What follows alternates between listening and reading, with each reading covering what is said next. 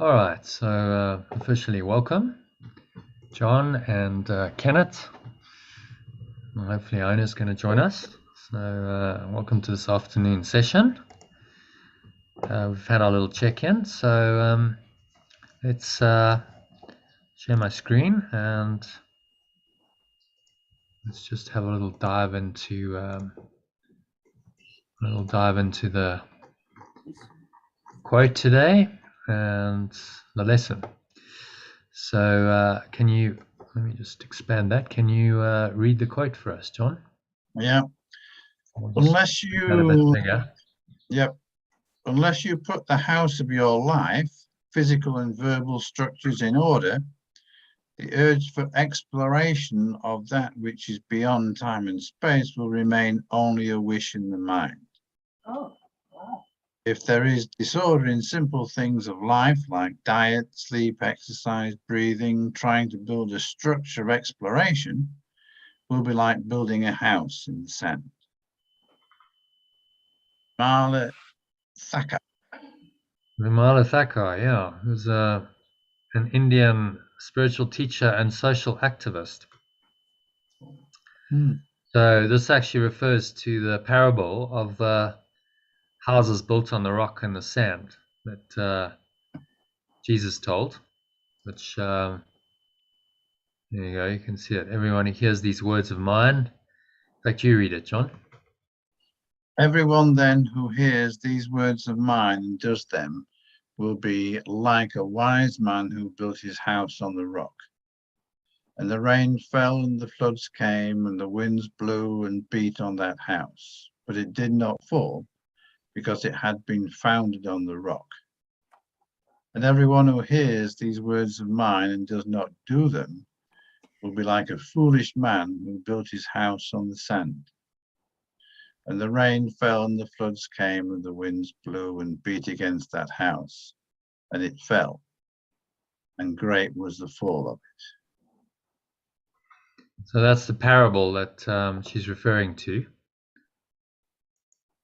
So the parable is really talking about what foundation you're going to build your house on. Is it going to be on the rock of truth or on the shifting sands of time?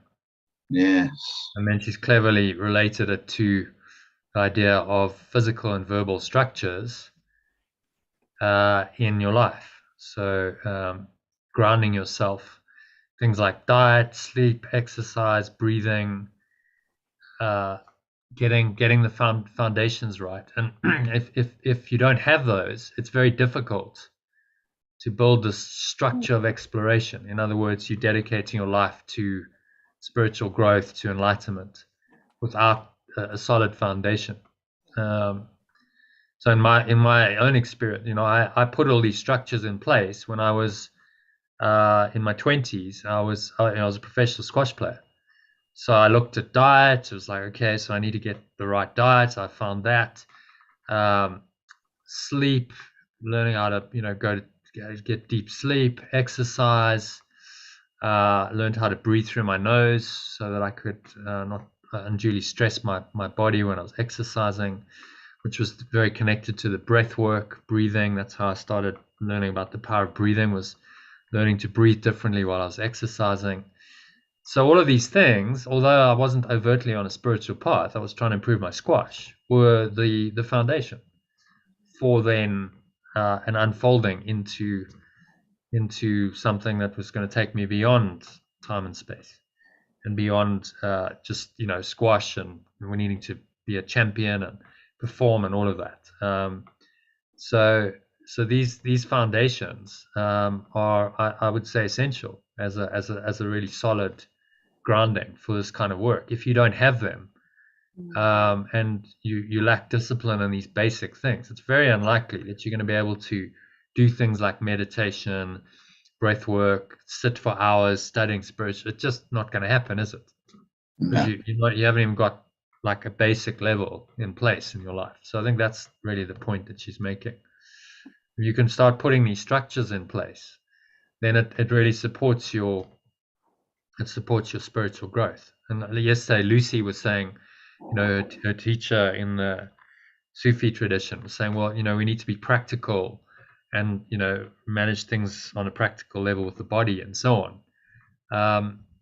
And so this speaks to that. So, okay, yeah, we'll get these structures in place so that it supports your spiritual growth. So it's a foundation, and it's just happening. You've got that sorted, and you've spent the time and effort to get that in place, and you do these sorts of practices regularly, and now you've got a solid foundation on which to build the house of your true life, your spiritual life, on rock rather than on the shifting sands of time and space. That and there's no solidity there.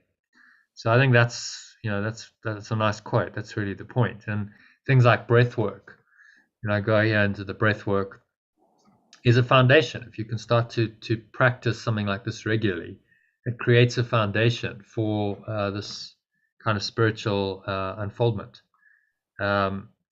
Because breath work takes you into the mind.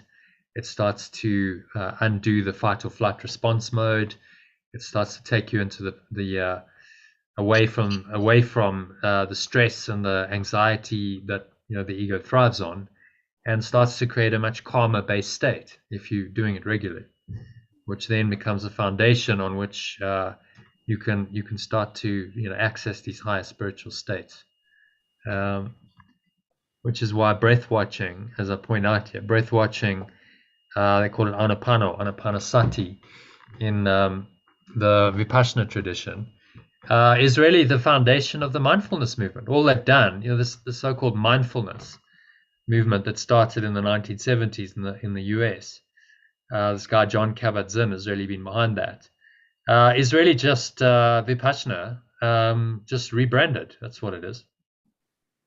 It's just breath watching, a mindfulness practice that comes straight out of Vipassana meditation, just now called something else and taken away from its Buddhist kind of associations. When I did the Vipassana, I was like, well, this is just mindfulness. It's exactly the same, just rechecked. Okay, so some stuff for you to watch there. If you want to go more into the breath work, there's another breath work session there, about 45-minute breath work session. And then we talk about the true meaning of the crucifixion as well. So shall we dive into the lesson? Sure. Yep. Hi, Anna. Hi, Anna. Hi. Welcome. Thank you. You got the Okay, bread? so let's start with number one, shall we? John, you want to Yep. do the honor? My holiness, pure formless awareness, envelops everything I see, perceive. For my holiness, pure formless awareness, does the perception of the real world come. Having forgiven, let go, I no longer perceive myself as guilty. I can accept the innocence that is the truth about me. Seen, perceived through understanding eyes, the holiness, pure formless awareness of the world is all I see, perceive. For I can picture, perceive only the thoughts I hold about myself. Well, that speaks to me very much of the kind of bit of a revelation I had yesterday around one of my daughters, actually. My holiness envelops everything I see or perceive.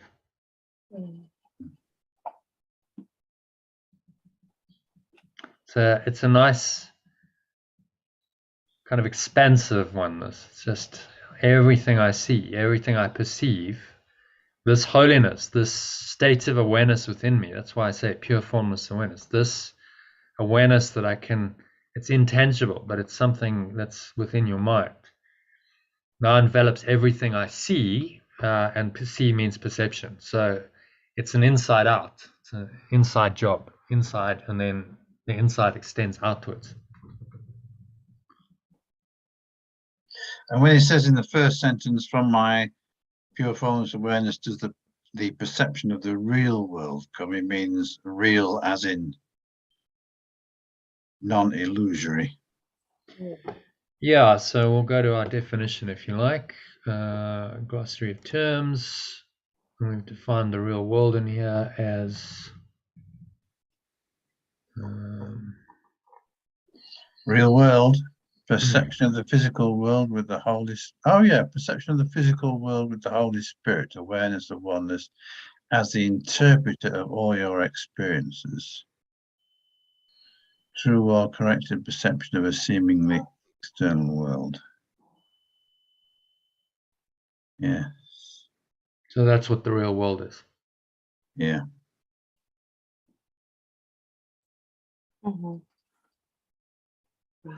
Which is necessary. We must see the real world before we can get to heaven. This is the methodology. Saying you're not going to just go straight to heaven. You need to start with changing your perception of this world. So the real world's a forgiven world, the world where the world no longer has the power to trigger negative thoughts and emotions in you. I'd say that's my definition of the real world. Mhm. You're no longer reacting to it egoically, negatively all the time. So having forgiven or let go, I no longer perceive myself as guilty. And you saw that yesterday. It was like you just dropped the guilt, didn't you? Yeah. Yeah. And what a relief! I'm not guilty. You know, that situation no longer has the power to negatively affect me. So you can accept the innocence that is the truth about me.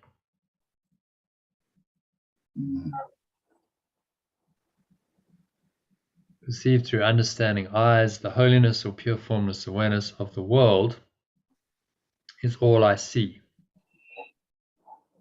or perceive. I can picture or perceive only the thoughts I hold about myself.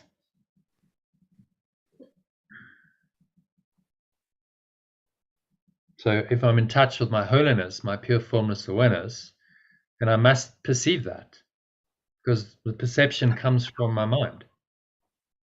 That's why I've changed it to perception. It's not physical sight he's talking about here. It's perception. Yeah. It comes from my mind. So what I picture, I might see with the body's eyes, but how I interpret it is my perception, and that is dependent on my awareness. Am I in the Holy Spirit's awareness, this pure formless awareness, or am I in the ego's awareness, which makes separation real, guilt, fear, sin, attack thoughts, and so on, then cloud my mind, cloud my perceptions. I can picture only the thoughts I hold about myself. So again, it's inside out, not outside in. He's asking us to reference everything to here.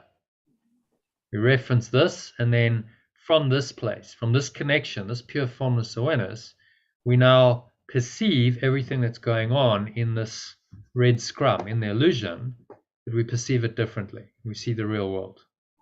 And so my holiness, my pure formless awareness coming from here, envelops everything I see. It envelops everything that's going on here, because I recognize that it's the underlying truth, it's the underlying base state, it's the ground of being, without which none of this would have any existence.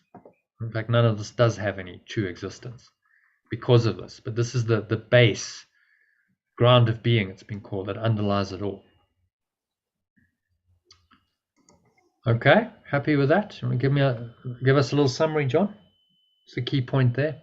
Yeah, I think the key point there is that we create the world as we perceive it, and it is therefore in our interest to perceive it through right mind in order to see the real world. And this holiness, this awareness envelops everything you see, because it's the foundation of your perception. Everything you see actually comes from that awareness. Without that awareness, you would have no perception.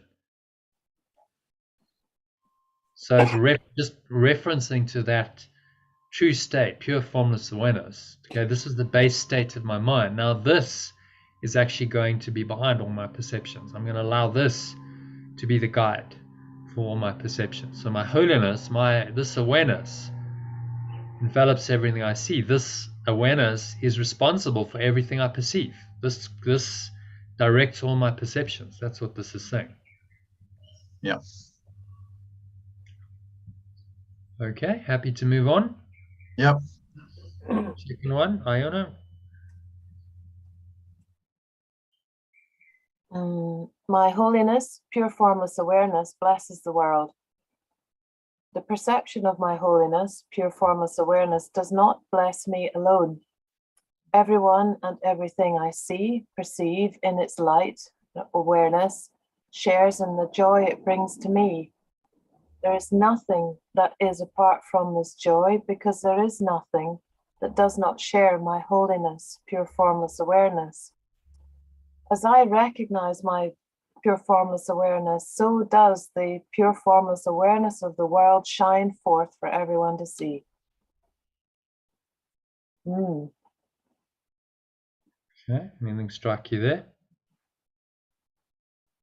Just the kind of endless beauty of it. Yeah. It's complete. It's in me and it's out there.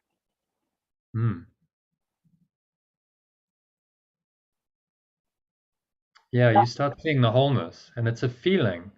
Yeah. No, to me, it's just like it's just this kind of expansive, inspired. It's very difficult to describe it. You know, we put words to it, but it's like you just feel it. It's a total rightness of everything. And that's what I felt this weekend. Good. Massively helped by all the weeks on the art of letting go. I've never felt so empowered working with Kenneth. It was magnificent.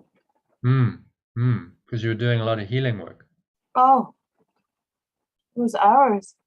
But we were so flowing in it. And all the I felt so buoyed up, so built on rock, actually. Inspired, in an inspired state. Yes.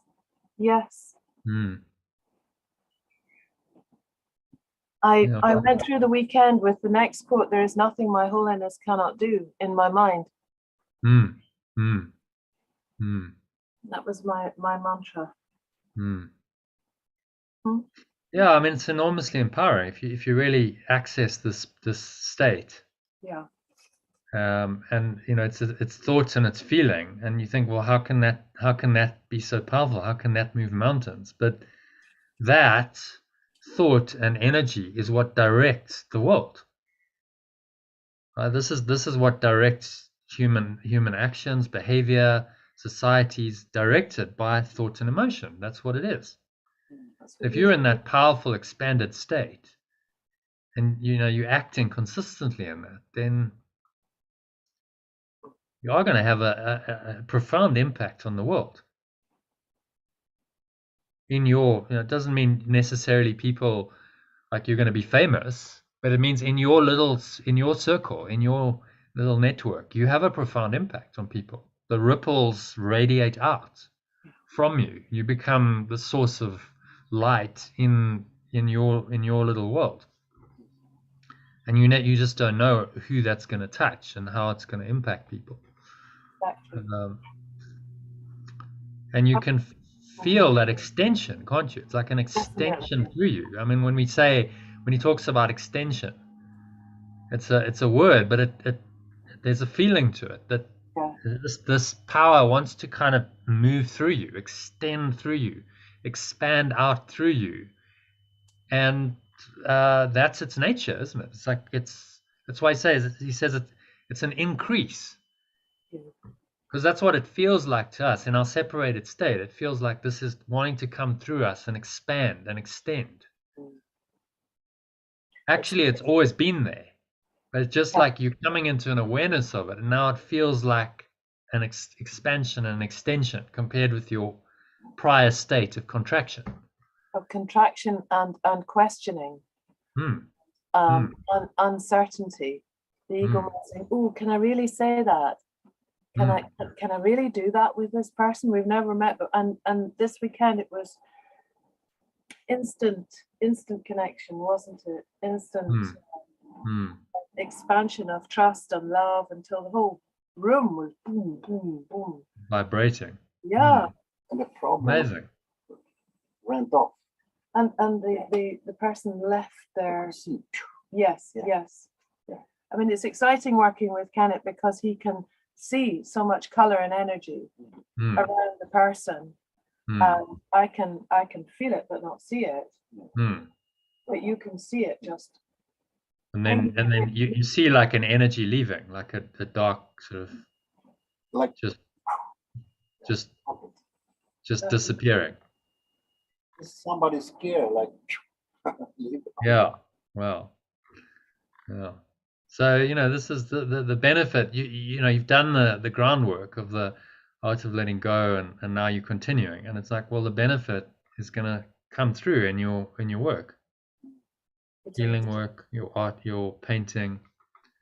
It's inevitable because it wants to extend through you. This holiness wants to extend through you and bless the world. That's its nature. Yippee! Inevitable extension. And I not a clue what's happened. I only do it, and then they cry and release. Happy, and they were so nervous when they come, and they're so huggy Oh, it sounds like you do some very profound work. Yeah, I'm so happy for you. You are amazing. Thank you. Oh, that's great. And then there's the holy relationship, isn't there? Yes. In there as well. That's true. So it's all about working together as one. Yes. Teaches you we're not separate. We're one. It's one spirit. It's one awareness that's directing us. Yes, in the holy instant, and then we're Hmm. all on board. The person there, you, me, and with one person, I don't want to go too much off course, but the spirit of deceased brother and father coming into the room. This young girl, young woman, very special. And it touched me, and my hair walked, and I start to feel tears, and then I come down a little. Then it's no voice; it's just a feeling who want me to say, "This is a hug for you." And I put my hand on, and she started to cry. So something, I could see the shadow when I looked, just there. And there was a father and a son. So you actually see them? Yeah. I saw the shadow, no color, just the shadow. And the image of shadow. So I can see an older and she will be shocked because I cannot know. She said, "Yeah, that's my brother and my father." Yeah. And I, wow. Yeah. Yeah. Well, amazing. When you step into the space, just it's good not to be aware because it's more effective. Yes, to have no idea, but to what's going to happen. Yeah. So it's just wow. We're still very, very high. So yeah, I can see. Amazing. And as you heal others, you heal yourself. So you benefit from that energy. That's it. Okay. So you want to summarize the second one? My Holiness, Pure Formless Awareness blesses the world. Yep. I'm when I perceive from my right mind, I'm in pure formless awareness, and it's not for me alone, it's for the whole world. It's complete, it's entirely joyful and beautiful. There's nothing apart from this joy. Everything's inclusive. Yeah. and you have it shining forth, so the light, light is just this awareness, but does have this kind of radiant quality, doesn't it? That's Yes. why the light is quite a nice analogy. It's not physical light, but it's like a sense of some expansive radiating outwards in your mind. Which is really amazing when you tap into it and you feel it.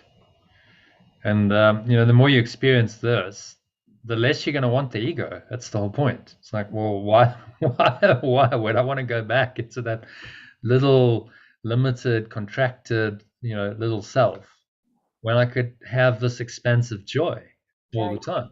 Why would I choose contraction and limitation then? And there's no good reason. Then it's game over for the ego. There's no good reason for it at all. There's just really no justification for it at all. This is what he's trying to train us with, all these lessons. It's like, yeah, there's no good reason for this. There's really no reason for the ego. There's no reason to hold back. There's no reason not to feel this expansive awareness, this joy. So just surrender to it. Let it come and let it through. Let it work through you. However it wants to, it'll find an expression through you. Okay. Well, given that you did, this was your mantra. Do you want to read the third one? Mm-hmm. There is nothing my holiness, pure formless awareness cannot do. I don't need these. My holiness or pure formless awareness is unlimited in its power to heal because it is unlimited in its power to save. What is there to be saved from except illusions?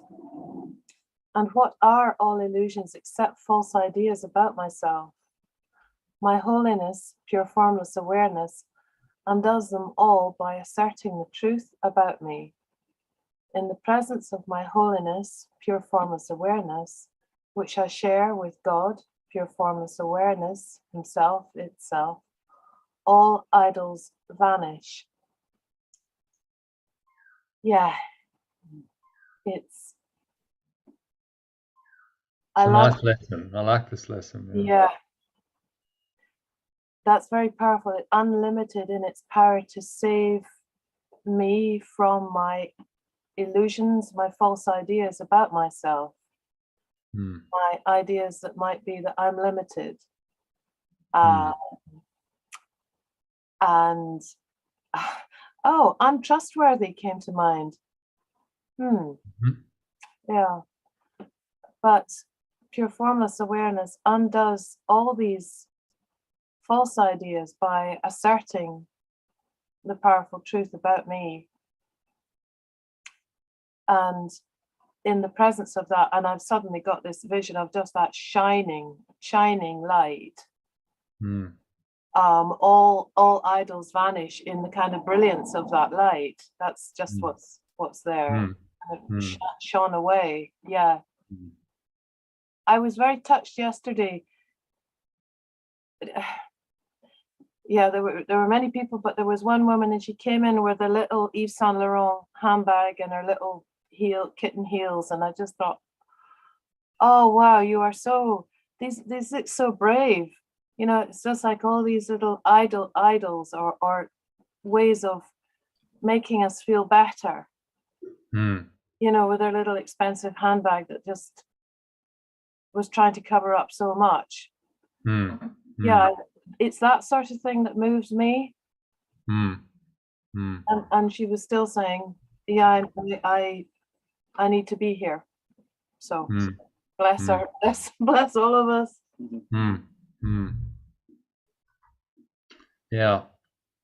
Well, you see that the idols aren't really going to work. No. But no, they weren't making her happy, contented, joyful on any level. No. It would have been a brief kind of second of, oh, I'm going to have that, and then so what? Well, it's the outside in. When you deny yourself this holiness, this pure formless awareness, then the ego is just getting you to go for scraps.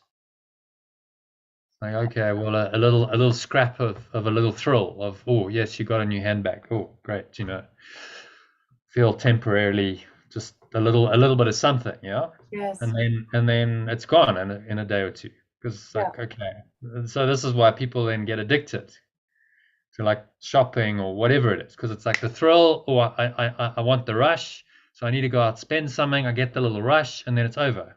Mhm. And then I feel somewhat flat again. And then, I want the rush again, so I need to go do it again.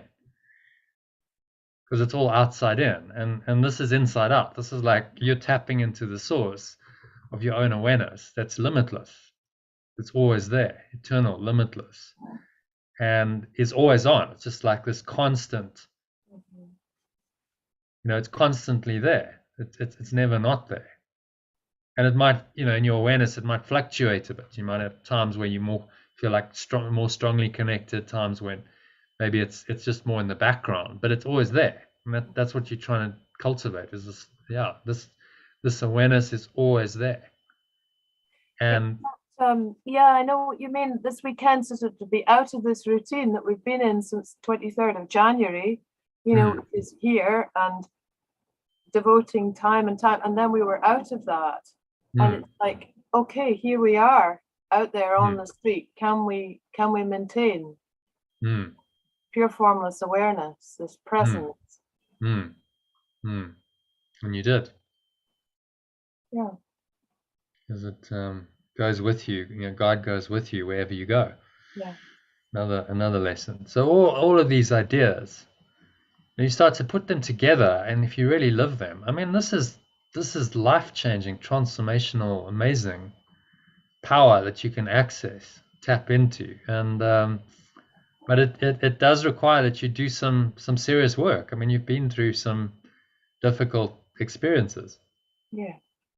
To get there, it doesn't just happen. It's the undoing and the cutting away and the shedding of the layers of the ego. That's the work, to then allow this this amazing awareness to start just flowing through you, kind of spontaneously.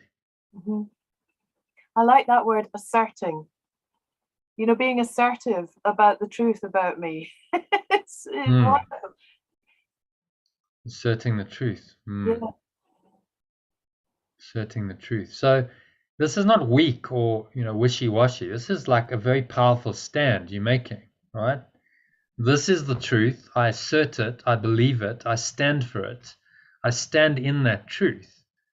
And therefore, I must stand against the ego. It's inevitable. You cannot stand for the truth and also go, oh, well, the ego's got some space here.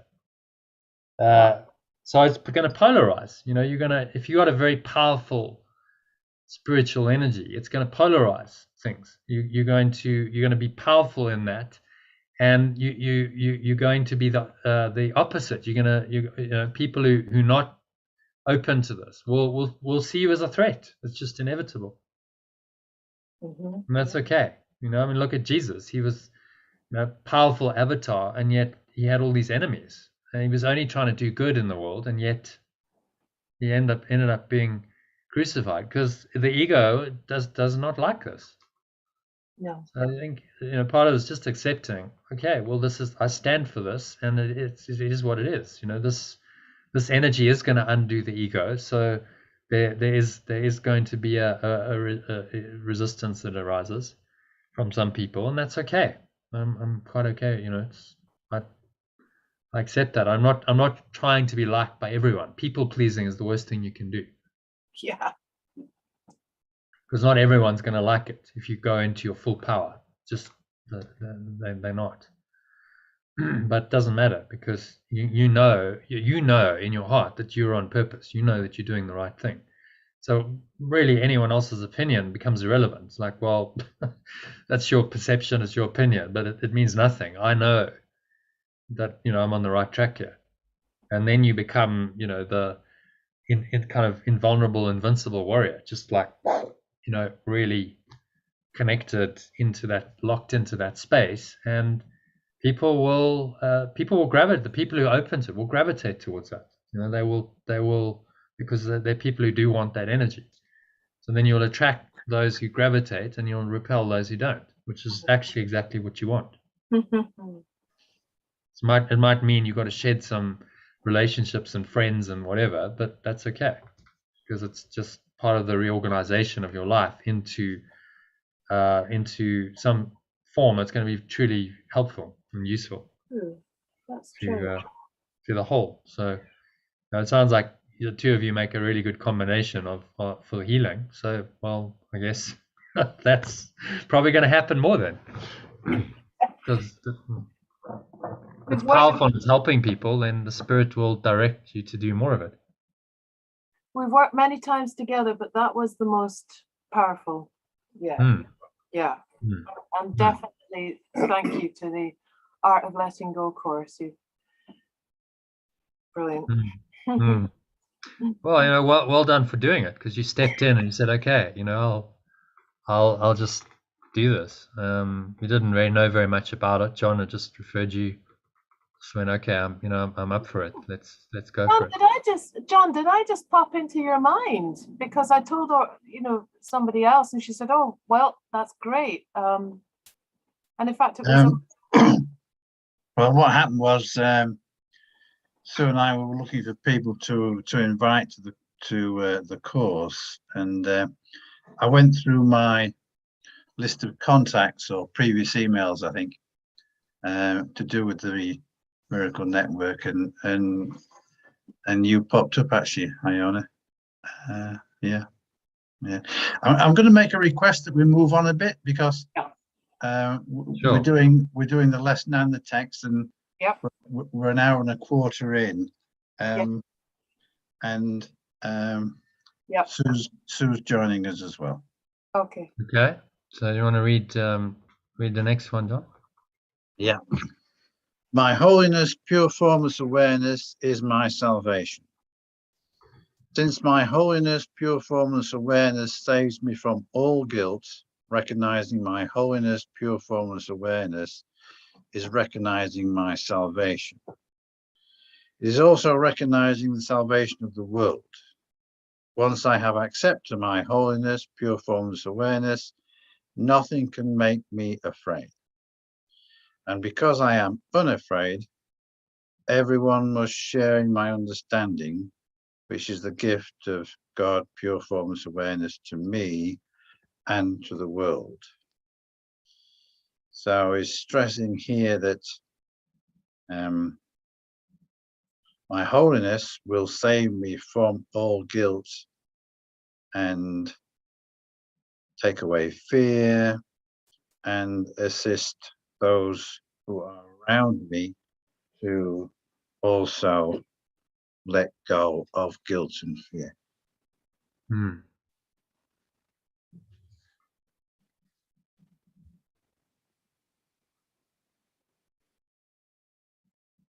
Everyone must share in my understanding. So the ego is going to have did you find any resistance to that last sentence? And because I am unafraid, everyone must share in my understanding, which is the gift of. No, I think it makes sense actually. So even if they don't get it straight away, the point is, in time, everyone will get it. So this is talking about a timeless. You're basically claiming that one-ment right here, saying that one-ment has already happened. Everyone must share in my understanding. In time, that's going to play out over time, but in truth, it's already happened. So again, a collapsing of time into the eternal now state of understanding. Okay, happy with number 4? Any comments or questions on that? Yeah. Okay, so last one, Sue, will you welcome? Thank you. The honors for us. I am blessed as a son of God, an extension of pure formless awareness. Herein lies my claim to all good and only good. I am blessed as a son of God, an extension of pure formless awareness. All good things are mine because God, pure formless awareness, intended them for me. I cannot suffer any loss or deprivation or pain because of who I am. My Father supports me, protects me, and directs me in all things. His care for me is infinite and is with me forever. I am eternally blessed as his son extension.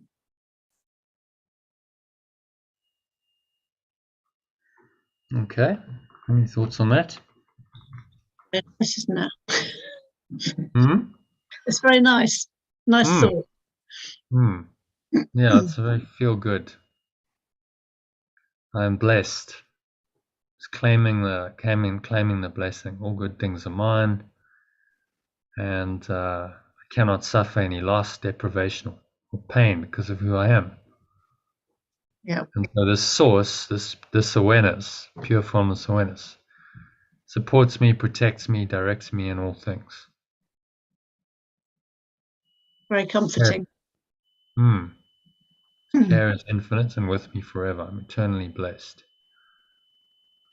And it's just asking us to experience that. So we'll just accept it.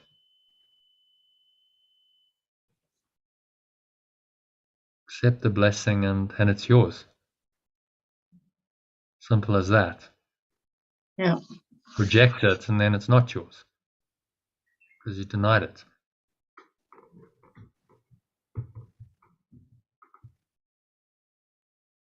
Okay, any thoughts on that? You want to give us a little summary?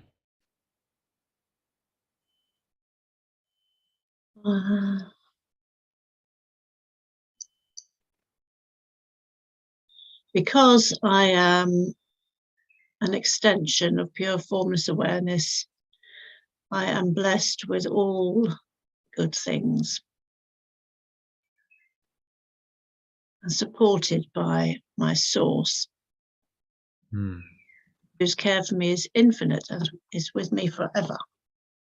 So the idea of guidance there, isn't there? It's coming through. That you're guided by this source. Supports me, protects me, and directs me in all things.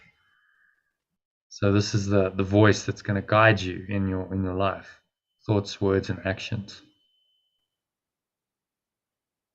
To be blessed, its intention is to bless you, which is really, such a change from the ego's perception of God, this fearful, wrathful, vengeful God. It's like, no, the only intention of this awareness is to bless you. There is no downside. There is no loss or deprivation or pain. It doesn't exist. A very different conception of God compared with the egos. So when you look at what we've made of God, this fearful, wrathful, vengeful God, and you compare it to what he's telling us here, you're going like, really? Is this? There's no correlation. It's totally opposite. You cannot reconcile those ideas of God at all. So it's one or the other. God is either a God of love and blessing and infinite care, as he's portraying here, or is this insane, fearful, wrathful, vengeful idol? Really, it's a false idol. And you have to choose. You can't believe in both. Okay. Any further comments, questions on this one or any of them? Maybe just someone string these together. This is a nice exercise to do. Put these all together into one coherent sentence. See if you can do that. The 5 ideas.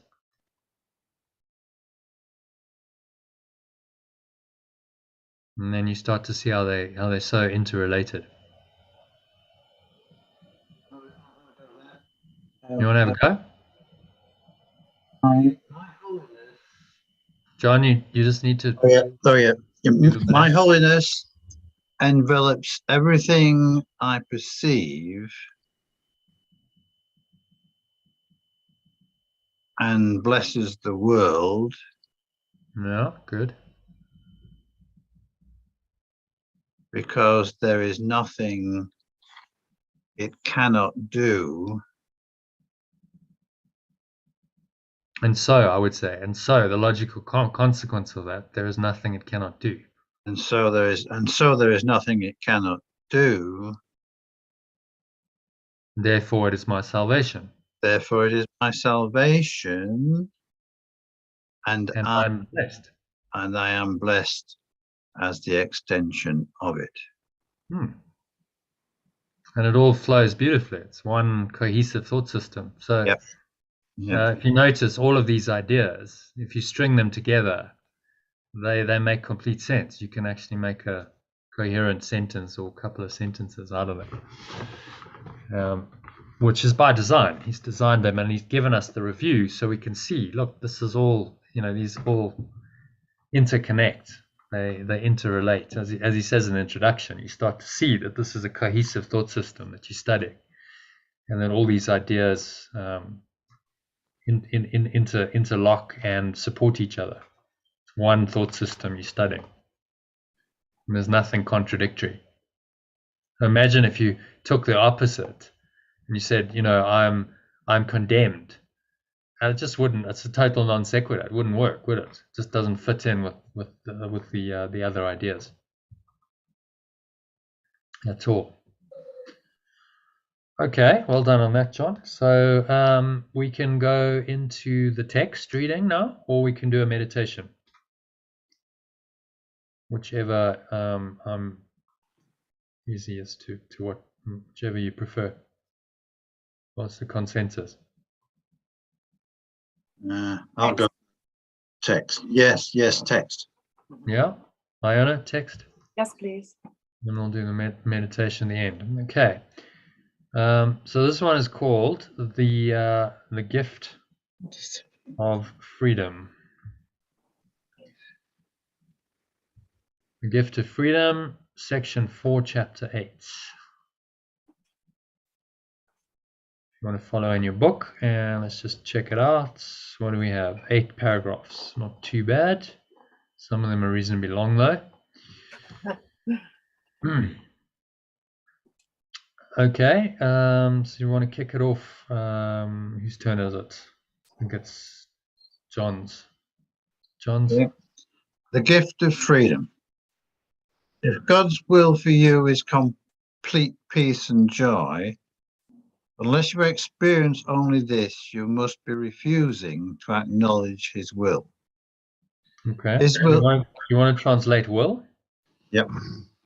So if love's awareness for you is complete peace and joy, unless you experience only this, you must be refusing to acknowledge its awareness. His will, its awareness, does not vacillate, being changeless forever. When you are not at peace, it can only be because you do not believe you are in him, in it.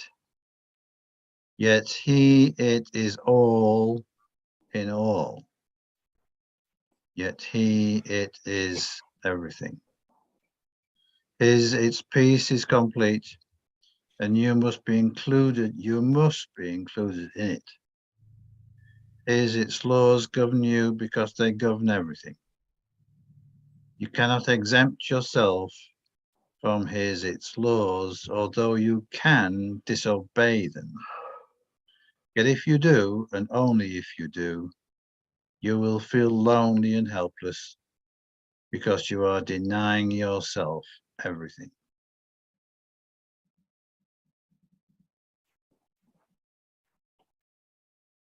Okay.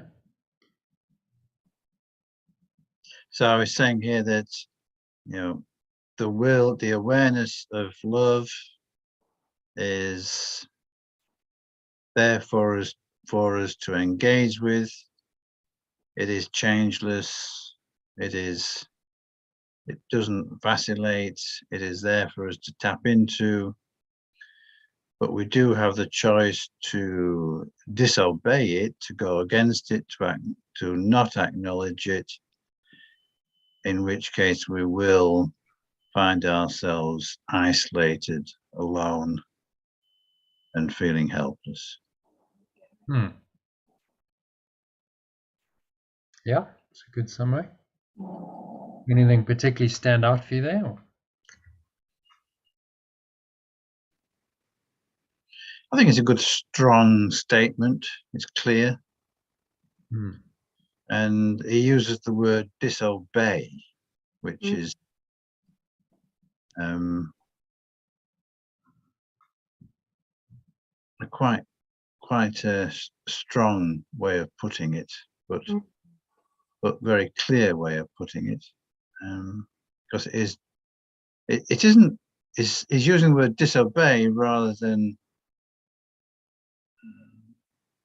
don't comply with or forget about. Yeah, is using disobey instead of forget, which implies willful going against, as opposed to forgetting.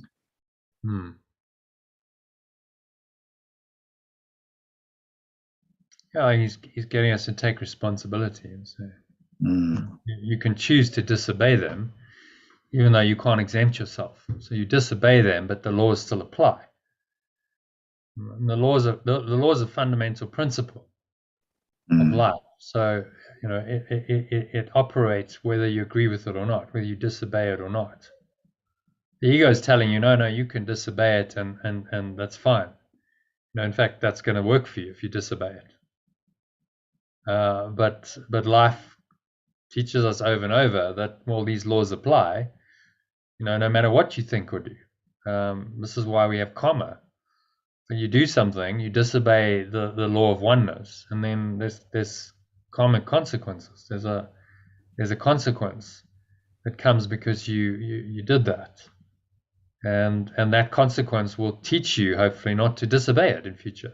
So, if you interpret that fearfully, you'll say, well, God is punishing you for your disobedience. That's the ego's interpretation of it. But that's not really correct, is it?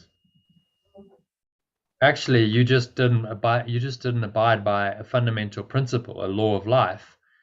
And then as a result, you suffered the consequences.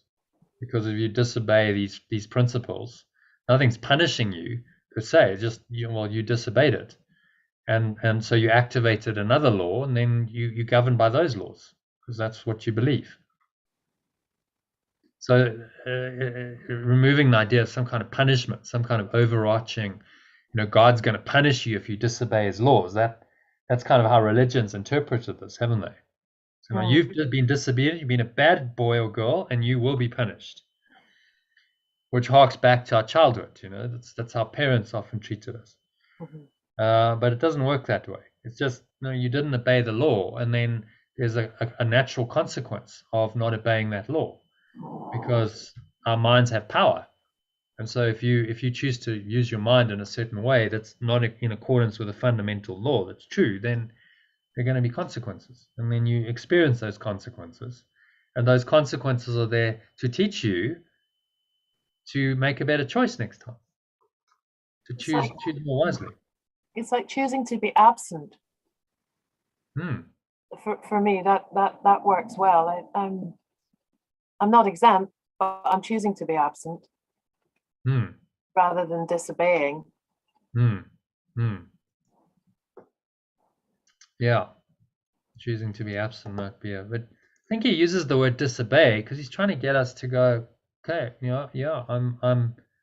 It's a choice, if I can consciously choose to disobey these laws because I think that I know better. I think there's another law. I think that I know better, and if I do that, then the consequence will be that I feel lonely and helpless because I've denied myself everything. Yeah. So why would I do that? When next you want to disobey the law of oneness, then remind yourself, well, this is the consequence that I'm setting myself up for.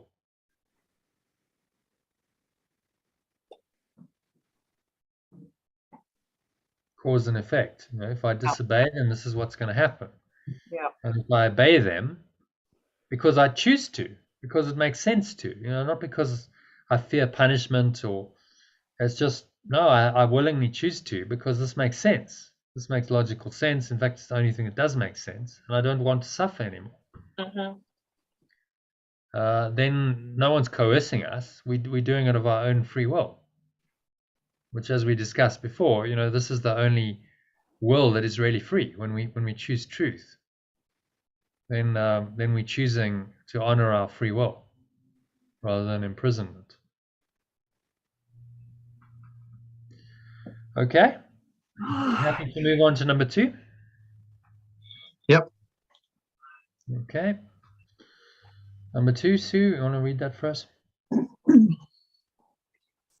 I am come as a light into a world that does deny itself everything. It does this simply by disassociating itself from everything. It is therefore an illusion of isolation, maintained by fear of the same loneliness that is its illusion. I said that I am with you always, even unto the end of the world. That is why I am the light of the world. If I am with you in the loneliness of the world, the loneliness is gone. You cannot maintain the illusion of loneliness if you are not alone. My purpose, then, is still to overcome the world. I do not attack it, but my light must dispel it because of what it is. You want to translate light as awareness? See how that works? Okay. From the beginning or just from here? Just from here. There's 1 or 2 others, but I do not attack it, but did you say awareness? But my awareness must dispel it because of what it is. Awareness does not attack darkness, but it does shine it away. If my awareness goes with you everywhere, you shine it away with me. The awareness becomes ours, and you cannot abide in darkness any more than darkness can abide wherever you go. The remembrance of me is the remembrance of yourself and of him who sent me to you. Okay. So anything stand out for you there?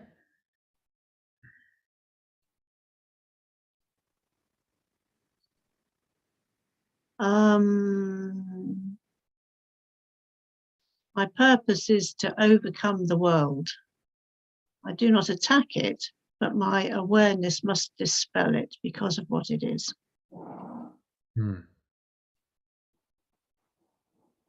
Overcome the world is quite a strong statement. I was kind of wondering what it meant, but then he explains it in the next sentence.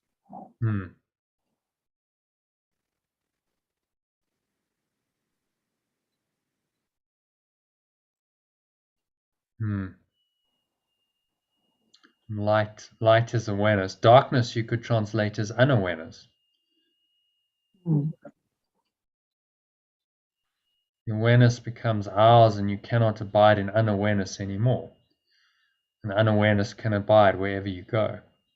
So darkness is just unawareness of the truth.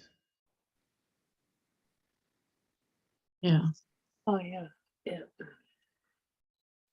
And the awareness of truth, of oneness, simply dispels it.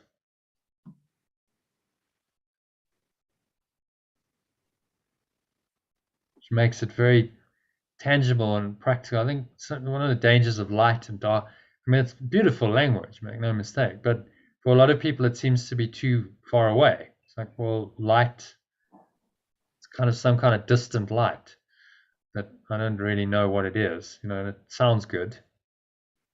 But actually it's just talking about our immediate awareness. My awareness does not attack unawareness, but it does shine it away. Well, if you put it in those terms, that's obvious, isn't it?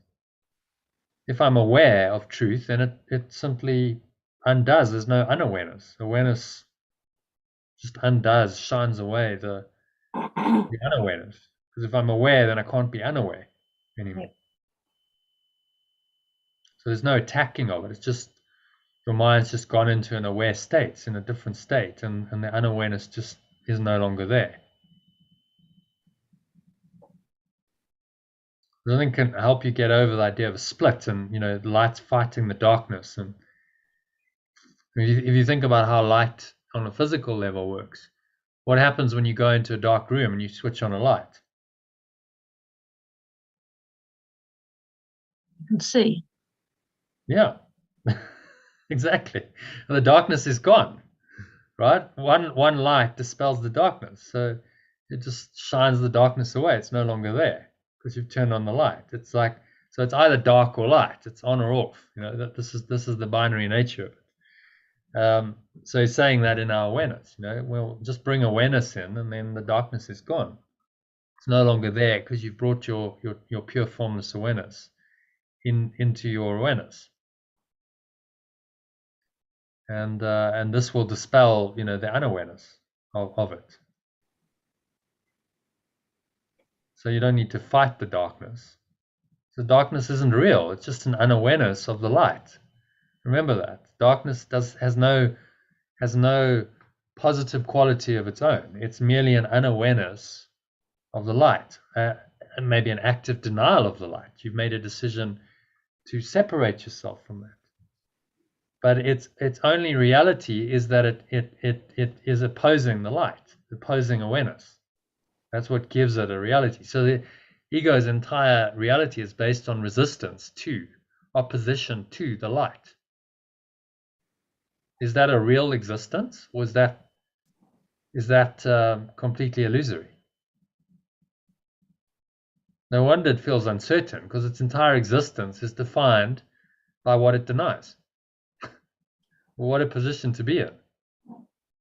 How can you find any certainty and any comfort in that?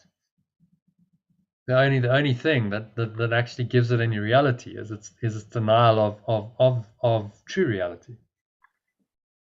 Whereas if you reverse it, so some people say, well, the light couldn't exist without the darkness. That's not true.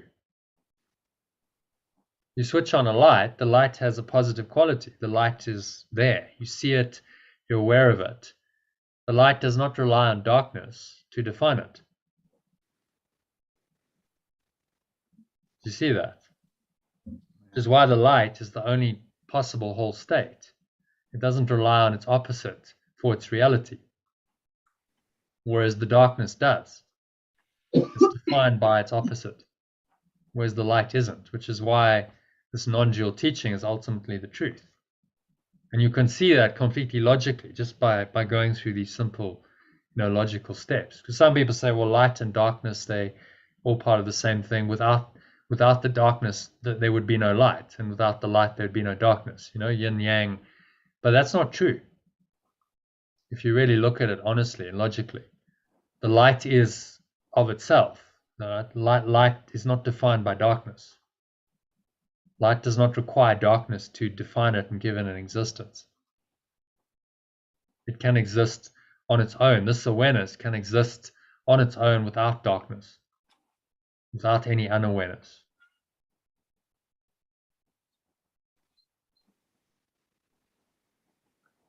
Does that make sense? Yeah. Yeah.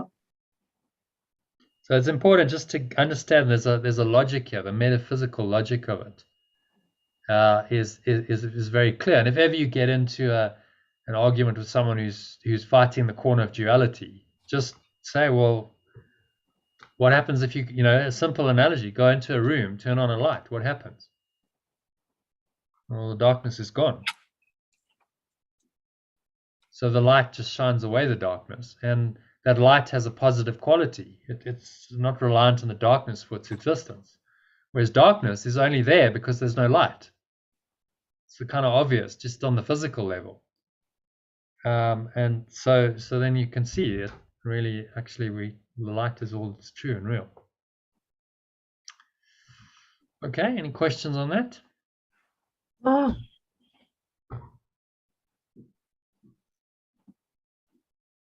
Happy Nope. with that? Can you give us a summary? See, a little summary of that.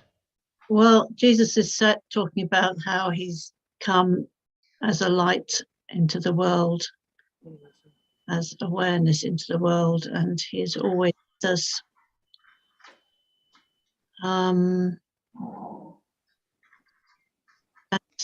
the awareness that he brings will shine away the unawareness which is present as an illusion in the world.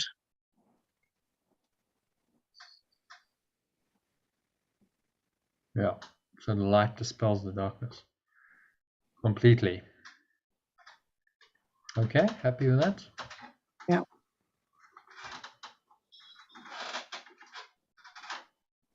We'll move on to number 3. Mm-hmm. I think it's Okay. Ayana. Yep. You were in darkness until love's awareness was done completely by any part of the extension. When this was done, it was perfectly accomplished by all. How else could it be perfectly accomplished? My mission was simply to unite the awareness of the extension with the awareness of the source by being aware of the awareness of source. The source is awareness. Yeah. Myself. This is the awareness I came to give you, and your problem in accepting it is the problem of this world. Dispelling it is the salvation, and in this sense, I am the salvation of the world. The world must therefore despise and reject me, because the world is the belief that love is impossible.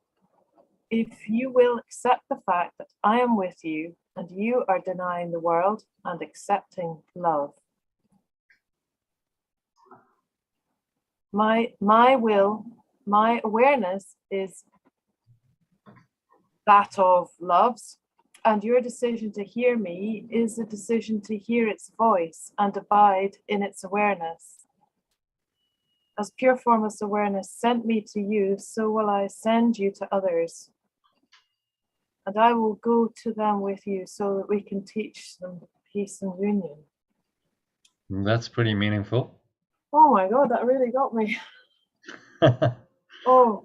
Given what happened over the weekend. Yeah, I really felt it. I really felt it. That it was not, we were so in the flow. That's amazing. So I was in darkness until love's awareness was done completely. I like that, was done completely by any part of the extension. So it's like you said earlier, how can love do my life? You know, and that's very, very direct. How can I be done by love? So is he saying, is it any part of the sonship? It doesn't have to be the entire sonship. Well, what he's saying is because he did it. So he was the first. Yeah. He did it. So then it's been perfectly accomplished by all. In truth, it's going to take time apparently for that to unfold. But the accomplishment is done. It's now possible. So he becomes the way shower. It's like, okay, I did it first, and I'm going to just show everyone else how to do it. Okay. So I was in the light until love's awareness showed the way, what became the way shower.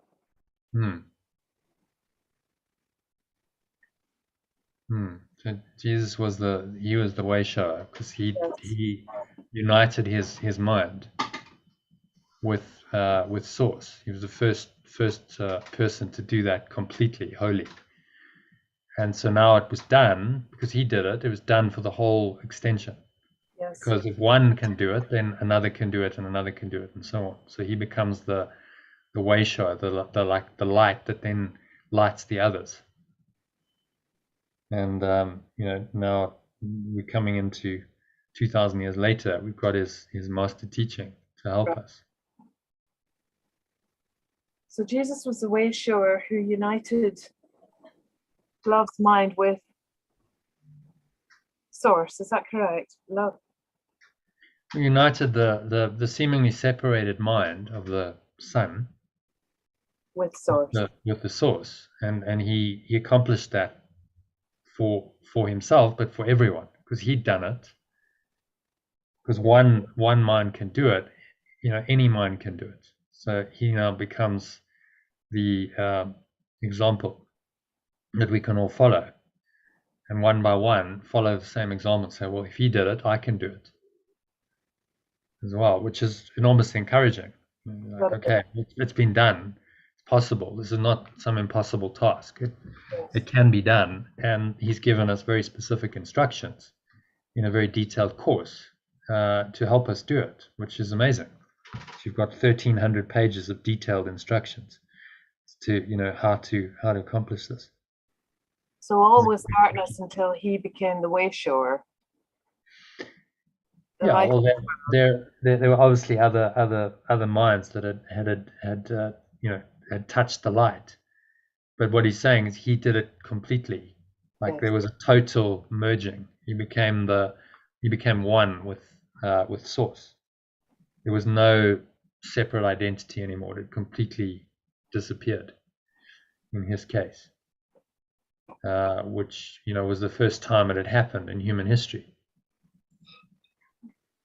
So then he becomes the way show for all of us. Say, look, this perfect state is possible. It's accomplishable. You can do this, and I will show you how.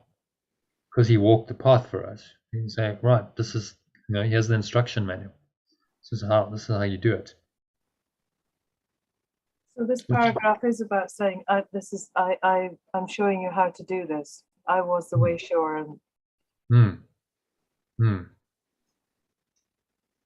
Yeah, his mission was to unite the will of the awareness of the sonship, of the extension, seemingly separated mind, with the awareness of the source. So they become one.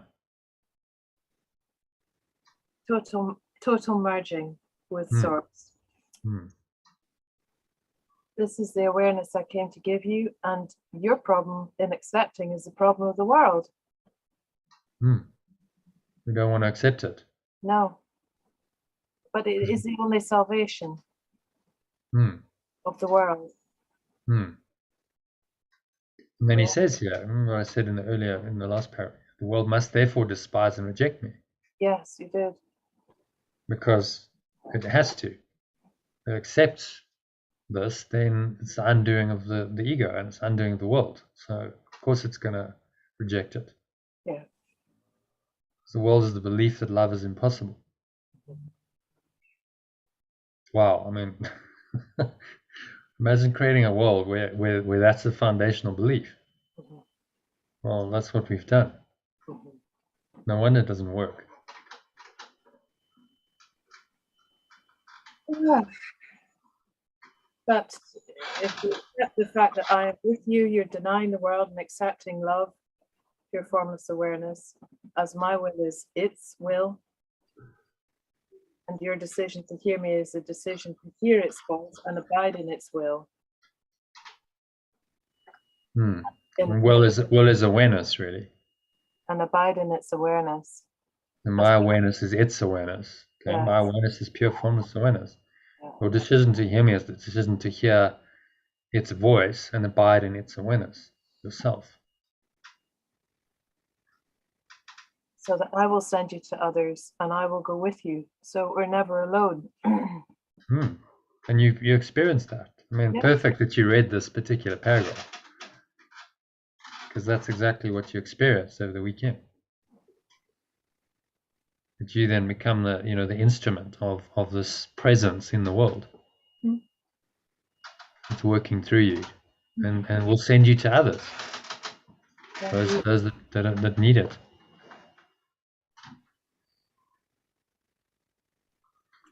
Okay. Yeah. Happy with that? Let me give a little key takeaway from that paragraph. But Jesus' mission was to simply unite the will of the extension with the will of pure formless awareness, by showing us that he had done it, that he was the light and the way shower, and that we can do it too. if we totally accept, Mm. and that once we do, we'll never walk alone. You'll never walk alone. Yeah. Thank you for that, by the way. Gabriel loved it. He's very chuffed with it. So Oh, good. gonna get it framed. Oh, excellent. Good. So Great. we'll stay with him for years. You know, it's a gift that keeps on giving, because he can look at that repeatedly and remind himself. And the message, you know, you never walk alone. Yes. is- But it was what you saw in him, and that's an Mm. amazing gift from you, that you want to encourage him. Mm. Yeah, well, I've had you know, the opposite from my father. So it's like, okay, I don't want to do that. You know, like, why wouldn't I encourage him to be the best he can possibly be, and Yeah. you know, live his life to the full, and whatever he wants to do. If he wants to be a pro footballer, then I'm actually in a very good position to help him, because I've been a professional Amazing. athlete myself. So then you kind of go, well, in some way, like we you know, you're not alone. Your journey is not just yours. So my journey then feeds into his journey. And like, okay, well, I can help him. And I did a lot of the groundwork. I always felt like this was like training. I was preparing, and I never had time to actually do it myself, because I was like learning all this stuff, and then I ran out of time. It's like, okay, well, now I'm in my late 20s and I don't have time to actually accomplish it myself. But having done the learning, it's almost like, okay, well, now I can teach it, and I can pay it forward to someone else to help him, so that he can start. Like, when I was just learning, I mean, I didn't have a clue about any of this stuff when I started my squash career. It wasn't in my awareness, and I had no one to teach me. So I was like, okay, well, I can now give him the benefit of all that learning. And fast forward is so that, like, he doesn't have to go through some of the lessons I went through. He can actually just get taught it at a young age, and then you go, well, it's all, you know, It was I'm all not alone. perfect. It's all part of the Yeah. it's all part of the plan. It was all You know, part of the plan. there's a bigger plan at play, which you obviously can't see as you're living it out. It just unfolds down the line. But you know, I did. Now I have a real sense. I didn't do that just for myself. It was learning for, you know, not just Gabriel, for others as well. You know, that was really the point. You And were the dipping point the was not to, foundations. it was not to accomplish, you know, the goal in form. It was to learn what I needed to learn, so I could be helpful to others and teach them some of what I'd learned, which, you know, ultimately is what we're all here to do. Mhm. The journey is there to teach us and to help others, to help us to teach others as well. Okay, happy with number 3. Moving swiftly on to 4. Yeah. I think it's John again. Yep. Do you not think the world needs peace as much as you do? Do you not want to give it to the world as much as you want to receive it? For unless you do, you will not receive it. If you want to have it of me, you must give it. Healing does not come from anyone else. You must accept guidance from within. The guidance must be what you want, or it will be meaningless to you. That is why healing is a collaborative venture.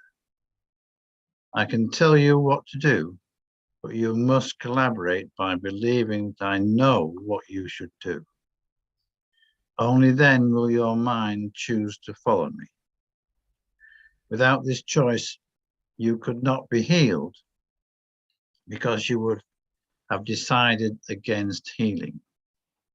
And this rejection of my decision for you makes healing impossible.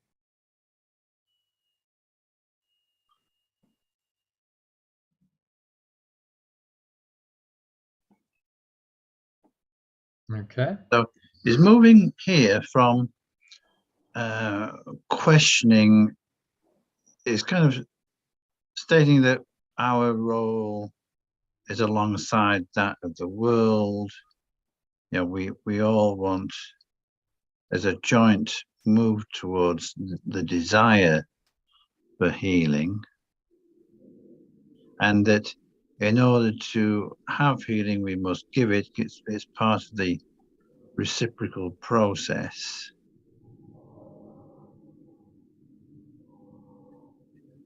And okay, so healing does not come from anyone else.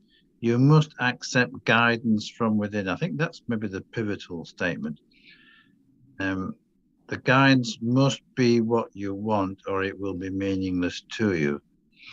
So I think that's the crux of it, in the sense of we must believe in this inner guidance that comes from within.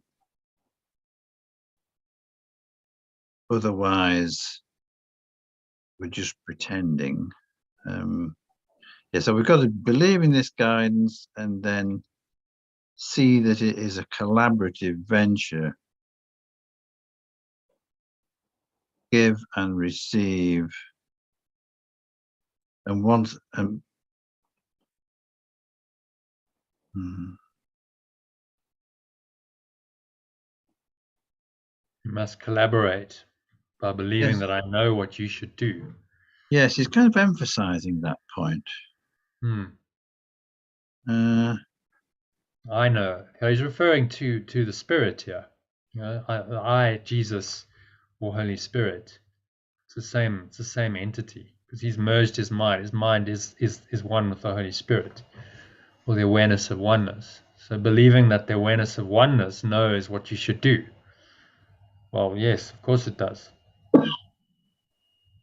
So he's just giving it a personal spin here, but he's a symbol of the Holy Spirit, which is the awareness of oneness, the remembrance of oneness.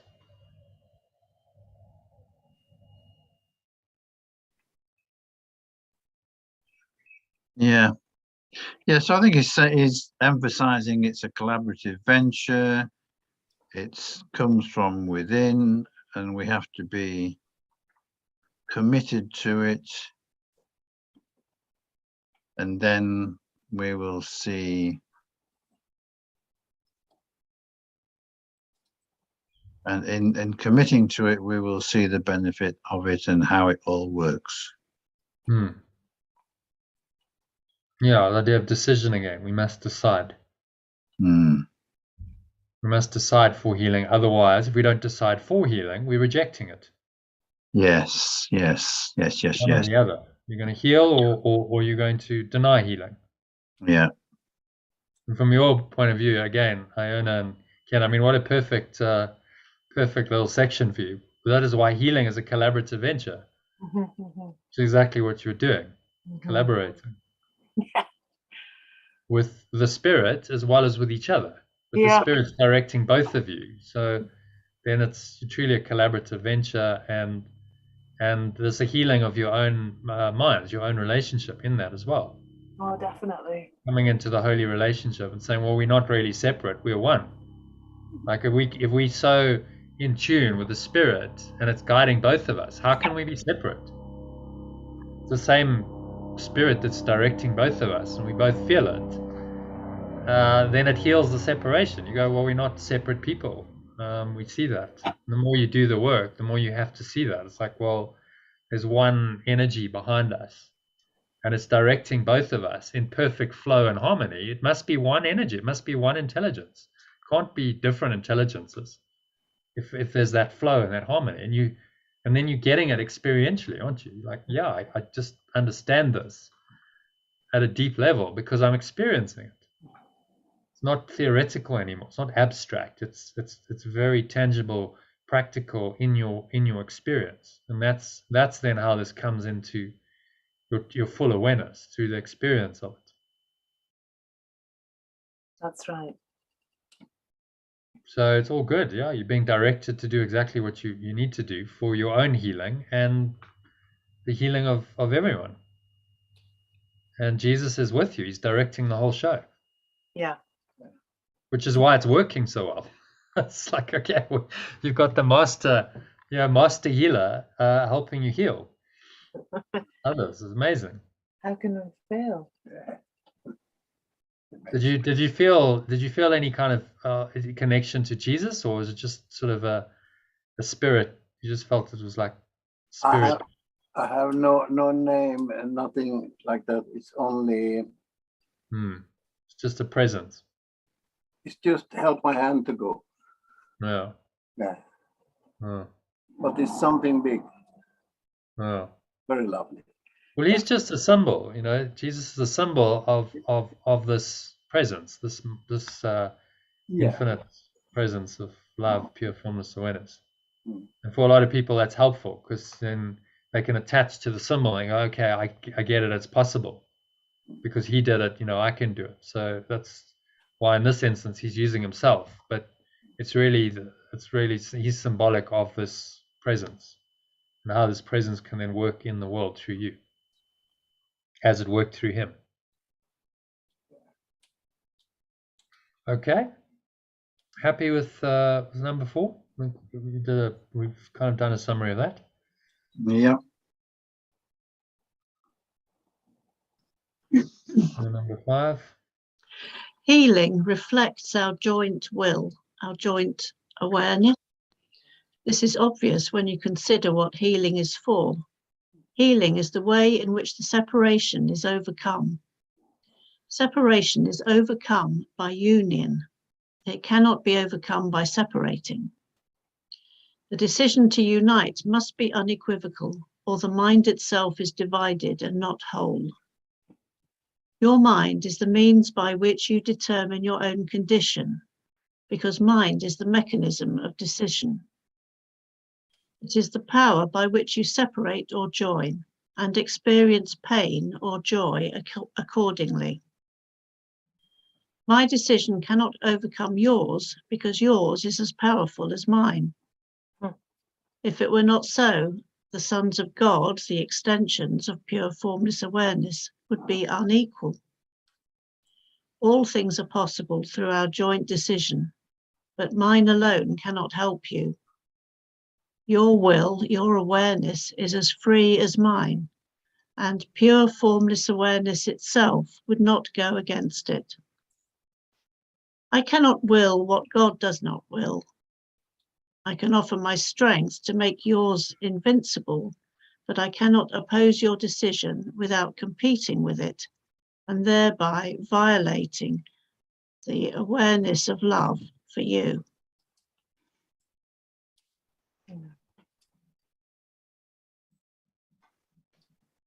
So he's talking about the collaboration here. And how we're all the same.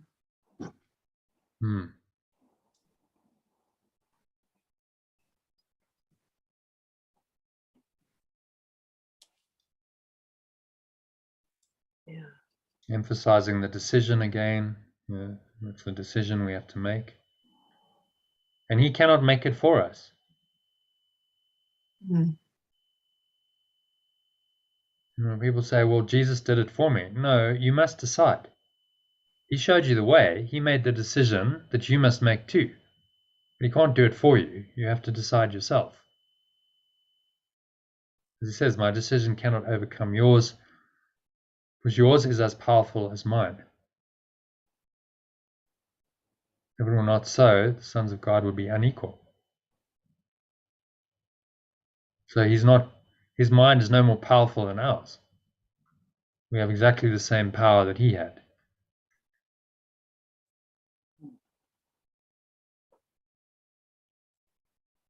All things are possible through our joint decision. Mine alone cannot help you. Okay? So it's putting the responsibility on us, saying you must decide. You know, I can't do this for you. I can show you the way, but you must decide. And then he says, I can offer my strength to make yours invincible. I like that. Cannot oppose your decision without competing with them, thereby violating God's will for you. So you understand this bit about your will is as free as mine, God himself. Okay, so pure formless awareness itself would not go against it. Do you understand? Do you understand why he's saying that?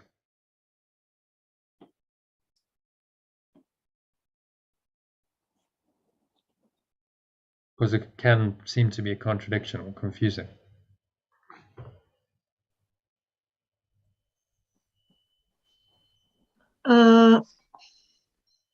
Well, I don't know why God would go against it. Well, if you translate God as pure formless awareness, it makes sense, right? Pure formless awareness does not oppose. Hmm. It simply is. So it's not a power that says, oh, you know, I'm gonna now oppose your so-called free will, your decision-making prerogative. It doesn't work like that. It simply undoes it. That awareness, that pure formless awareness, if you identify with it, it simply undoes the other will, simply undoes any decision. There's no decision necessary in pure formless awareness. So it's the base state. It's the ground of being, and he's just asking us to surrender to it. So we'll just merge your awareness with this, and all will be well. And you won't have to oppose anything. You won't have to. There's no conflict in this. So just don't oppose it, right? Only your opposition. You choose to deny this will, this awareness, and then you violate God's will. You violate the awareness of pure formless awareness through your decision. So that and you can do that if you choose to. But why would you choose to when you can just merge your awareness with pure formless awareness and be free of all this nonsense? Just decide as I decided. You say, I did it for you. I showed you the way. I showed you this is possible. So just do what I did. Follow my way, and then we'll be one. And our strength is invincible because it's the strength of pure formless awareness, the ground of being without which nothing else would be at all. Does that kind of clarify that a bit? Yeah, I think so. Don't ask me Okay, I'm going to ask you the dreaded question then. Can you summarize?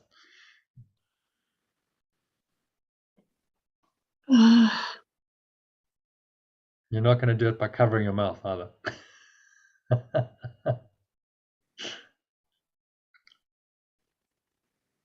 Quick summary of paragraph 5. So together, when we have Jesus with us, together we are invincible. Yeah, okay. Very short summary. Healing, talking about healing here. So those first few paragraphs, first few sentences are interesting. You know, you cannot overcome separation by separating. Yeah. Right? And I'll put a caveat to that. You must separate yourself from the ego.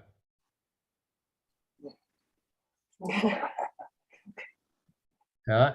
You must separate yourself from the ego. So you must deny the idea of separation entirely. But that's to accept unity. But you will not overcome by separating. In other words, splitting your mind and saying, I'm separate from other people and things. That's not going to work. You only overcome it by denying the idea of separation entirely. It's overcome by union. The decision to unite must be unequivocal. So you must, and this is the mind training, you must decide that you will unite, you will relinquish your separate identity, and you will unite with everyone and everything in your awareness. And that must be an unequivocal decision. Otherwise, your mind is still split. Your mind is divided and not whole because you haven't made that decision completely.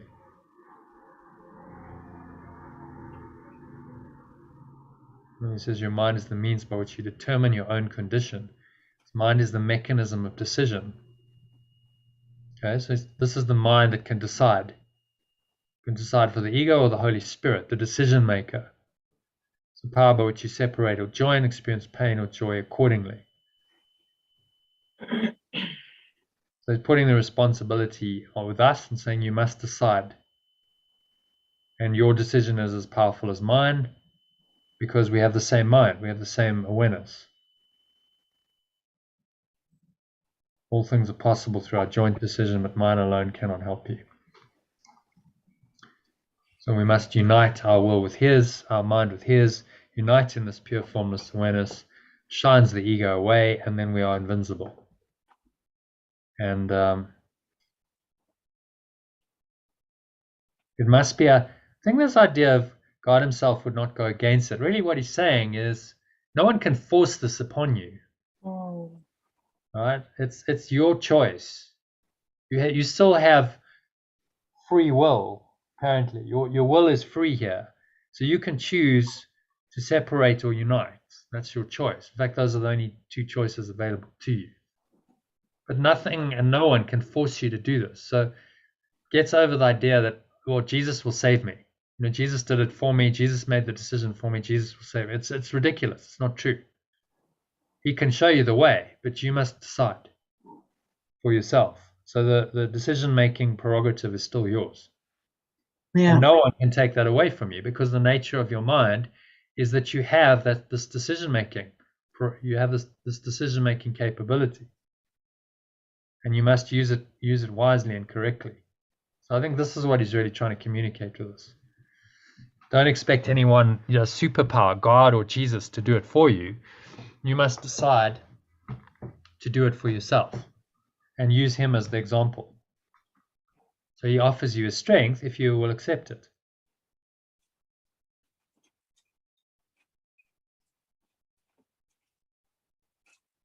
But the decision is yours. Okay, so I think I just summarized that for you. See? Thank you. Okay, it's all right. Only a pleasure. Any questions on that? Number 5. Happy? Yeah. Yeah, happy. Number 6. Okay. Yep, Sayana. Nothing pure formless awareness created can oppose your decision, as nothing pure formless awareness created can oppose its awareness. So try extend instead of create. See how that goes? As nothing love extended can oppose its awareness. And oppose your decision. Keep decision. Have I done that right? Nothing love created, nothing love extended can oppose my decision, as nothing love extended can oppose its awareness. Yeah. Or does it make sense if you say it that way? It doesn't make sense. Really? Okay. Why not? Is that what, sorry, I misheard you. It does make sense to me. It does make sense. Yeah. Good. Oh, yeah, Okay. if it makes sense, then you've translated it correctly. If it doesn't, then go back and go, okay, where did I go wrong? But Yeah. it makes perfect sense. Nothing love extended can oppose your decision, as nothing love created can oppose its awareness. Nothing love extended, because love, that awareness, or pure form, translated as pure formless awareness, and then it makes even more sense. Nothing pure formless awareness extended can oppose your decision, as nothing pure formless awareness created Extended can oppose its awareness.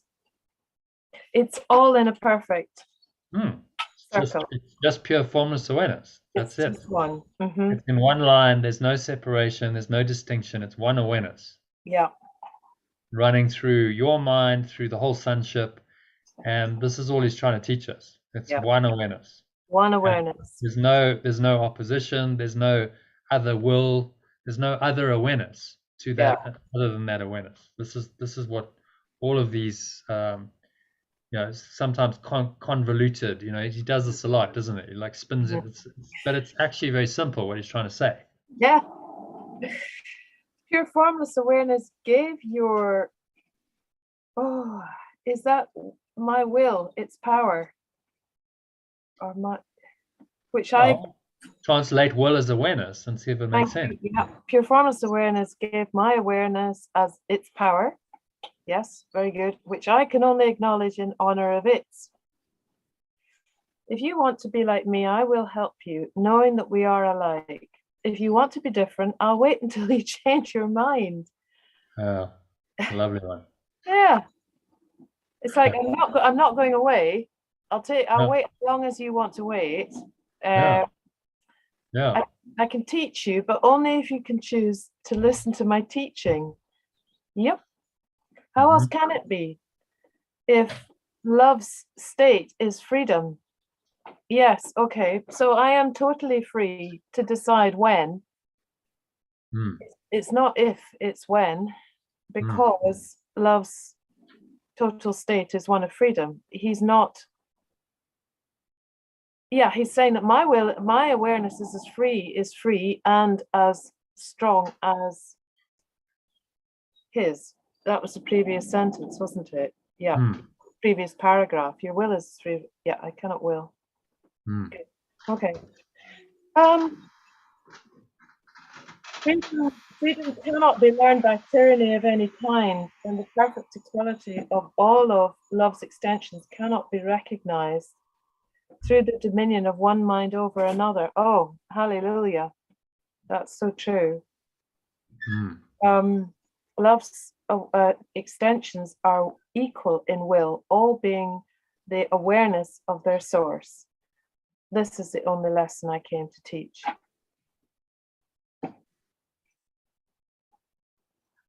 So, all being the awareness of their source. We are the awareness of source. It's who we are. We're equal. And that is the only lesson that Jesus came to teach. It's lovely. It's very direct. There's one awareness. I can acknowledge, and in it, I can acknowledge this. I can choose to acknowledge this awareness in myself. And if I defer or put it off or ignore it, he'll wait. He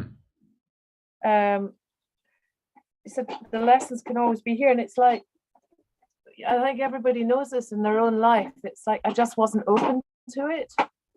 That can be the kind of old me saying, yeah, I realized there were many, many opportunities, but I wasn't open to it. So it could be that I was being taught, but I chose not to listen.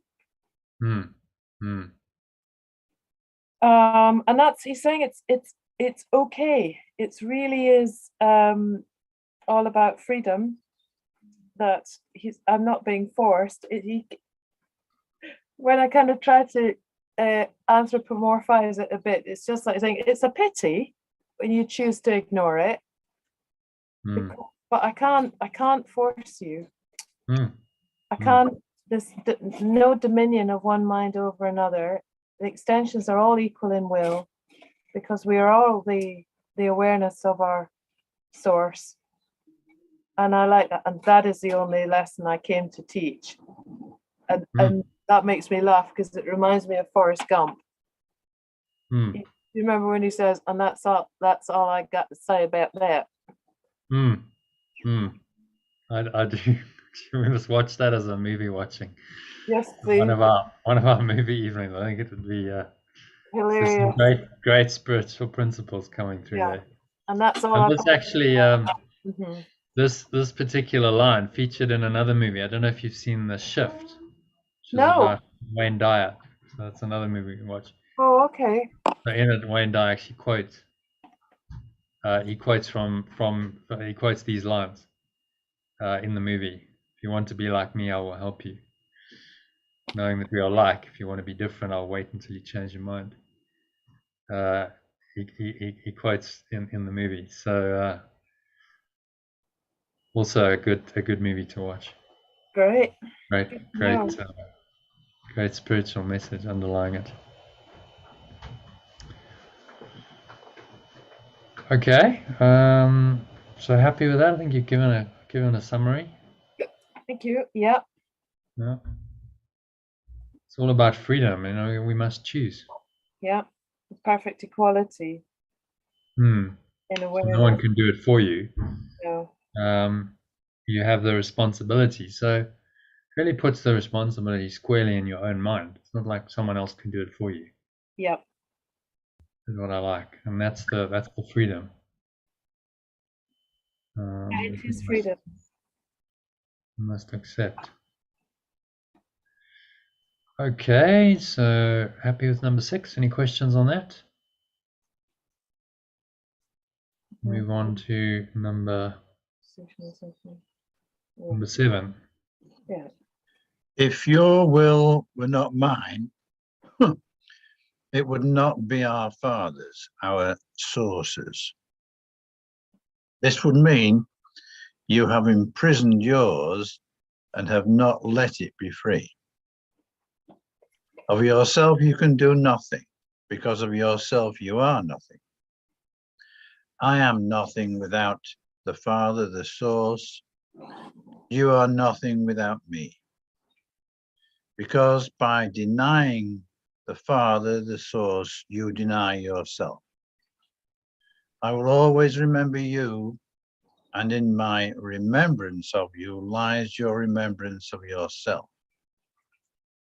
In your remembrance of each other lies our remembrance of God, pure formless awareness. And in this remembrance lies your freedom, because your freedom is in him, it. Join then with me in praise of him, it, and you whom he, it created, extended. This is our gift of gratitude to him, it, which he, it, will share with his creation's extensions, to whom he, it, gives equally whatever is acceptable to him, it. Because it is acceptable to him, it is the gift of freedom, which is his will, his awareness for all his son's extensions. By offering freedom, you will be free. By offering freedom, you will be free. Okay. So I think what he's saying here is expressing again the relevance of oneness. We are connected. If we are connected, we cannot be without our source. We cannot be without our oneness, our mutual source. And it is in the remembrance of this that we gain strength and reconnection with pure formless awareness. That is the gift that is given us, and that we can extend by sharing with others and giving to others.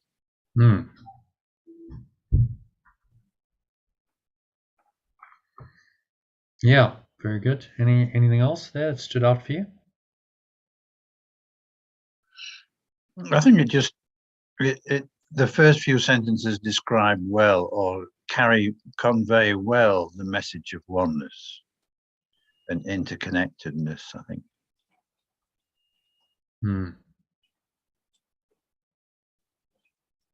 Yeah, very, very moving. I'll always remember you. You'll always be remembered. So it doesn't matter how lost you think you are. Yeah. It's very comforting. In my remembrance of you lies your remembrance of yourself. So love never forgets you. Yeah. Remembrance of each other lies our remembrance of God or love. And this remembrance. So again, this is the Holy Spirit, is a remembrance of love, remembrance of oneness. Mm. All freedom is in him, is in it. Remembering this awareness, that's where your freedom lies. Join then with me in praise of him and you whom he created, you whom he extended.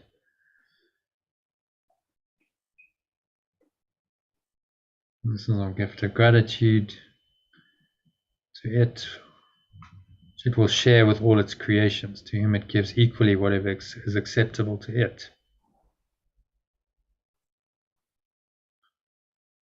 So it's just this one awareness. It's just this one awareness, pure formless awareness, and it's giving it freely to the entire mind, because it's the foundation of every mind that thinks it's separate. And this is true freedom. This is the gift of freedom, which is its will for all its extensions. So the awareness simply wants for you to become aware of itself. Again, we use the word want. Well, it doesn't really want. It's who you are. It's the foundation. So of course it's going to come into your awareness at some point. You can't deny it forever. If that's the foundation of your mind, it's impossible to deny it forever. It has to come into your awareness again. It's inevitable. And it offers you total freedom from your crazy, tiny, mad idea of separation.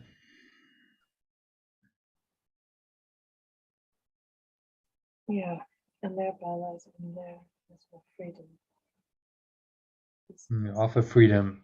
By offering freedom, you will be free. So you offer that same freedom to others. So you are as free as I am in this awareness. I see you as myself. I see you as free. I see you as that awareness, free, unlimited, whole, complete. You offer that, and then you accept it for yourself. Mm-hmm. So it's actually extraordinarily simple. But it does take some unpacking, because we've denied it so thoroughly. We've made it very complex that this text is just unpacking it and unwinding it. And I've found these translations helpful, actually, very helpful, because I've read the text before, but I haven't done this translation. It's like, oh, okay. Well, it makes complete sense. It's actually totally obvious when you see truly what he's saying. But it can take quite a while for that obviousness to reveal itself. Which is it working? I mean, is it happening for you, Iona, John, and Sue? Like, you're just seeing, like, okay, this is so obvious. Yeah. Same message, just repeated over and over and over again. Such an obvious truth. Yeah. Because that's really what you want to get to. It's like, actually, in the end, you don't need to study this anymore because it's so obvious. You just get it. That's right. But at the moment, his ingenuity in describing all the languages all the angles is really intriguing, and I can feel myself going round and round a bit until it lands. Well, it's a bit like the infinity symbol, isn't it? Yeah, it is. That's what you're just doing this. He's looping back and forth, but it's actually one continuous, unbroken thought system. It's just looping back on itself over and over and over again, and that's the mind training. It's training your mind. So eventually you go like, okay, duh, I get it, Jay. All right, I get it. I accept it. It's true. You said it so many times. You've said it in so many different ways. Like, it's just kind of dropped, and I accept it, and I don't deny it anymore. And yes, I am that awareness, and I am with you in that awareness, and there's no resistance. I get it. I accept it fully. And that's where he wants to get us to. And then, the practice is unnecessary. If you're really there, you don't need to practice what you already understand. Yeah. As he says, but Practically speaking, this is a process, because your attachment to the ego is so deep-seated. It's happened for this life and many, many, many, many lifetimes. This default thought system, this program that keeps running you and has guided, most of your thoughts and words and actions for your entire life. Well, it's going to take some undoing, isn't it? Yeah. Which is why it's like, okay, let's just repeat, and every time it's another level, and it's just washing the mind over and over and over. I mean, he says there's no tyranny in this, because the state of source is one of freedom, but it is like being softly and repeatedly bludgeoned into bludgeoned into submission. Eventually, the Yeah. ego's like, okay, all right. Yes, okay. The guy actually described this as ego bashing. He said, "Well, I have a real problem because he's just ego bashing all the time." I was like, okay, well, interesting perspective. Obviously, you must still be somewhat attached to the ego if you think it's being bashed. Right, yeah. It's actually just being undone. Like this awareness just coming into your awareness, and you're not really bashing anything because it doesn't even exist. It's just an undoing. Yeah. The dissipation, it's an undoing. That block, that unawareness is just being dissipated through this, bringing this awareness into your mind more and more. When you have that awareness, you just, how can you believe in the ego anymore? This last sentence, number 11, by offering freedom, you will be free. So it's like when I learn to teach what I understand, then that's my freedom. Yeah. So you offer the freedom of your understanding of your own true nature, your pure formless awareness, and you offer that to others in your perception of them, in however you can offer that, in your words, your actions, in healing, if you're doing healing work like you're doing, in your painting. You offer it as a gift to others, and then the more you give it, the more you will be free. It's completely obvious. How else are you going to be free? You certainly can't be free by offering imprisonment and enslavement. So as he says, the jailer is as enslaved as the prisoner. He's Right, keeping prison. And so by giving, I receive. So, yeah, of course that's the way it works. So it's the same lesson over and over and over again. You offer freedom, you give love, you give healing, then you receive it. As you give, you receive. Giving and receiving are one in truth. These lessons repeated over and over and over again in the text, in the workbook, so that you just accept, okay, if I give this freely, this is the only thing that makes sense. Let me give this freely so that I receive freely, and then I will be free.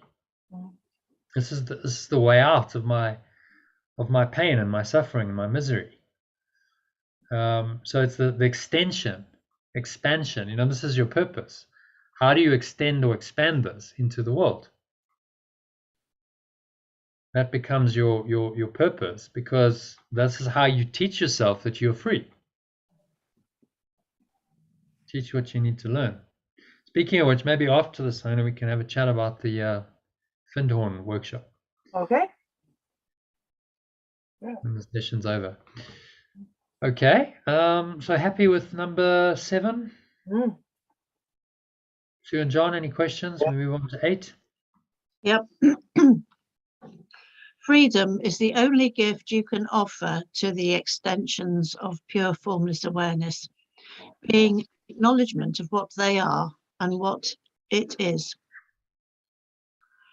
Freedom is creation, extension, because it is love. Whom you seek to imprison, you do not love. Therefore, when you seek to imprison anyone, including yourself, you do not love him and you cannot identify with him. Right. When you imprison yourself, you are losing sight of your true identification with me and with your source. Your identification is with the source and with its extension. It cannot be with one and not the other.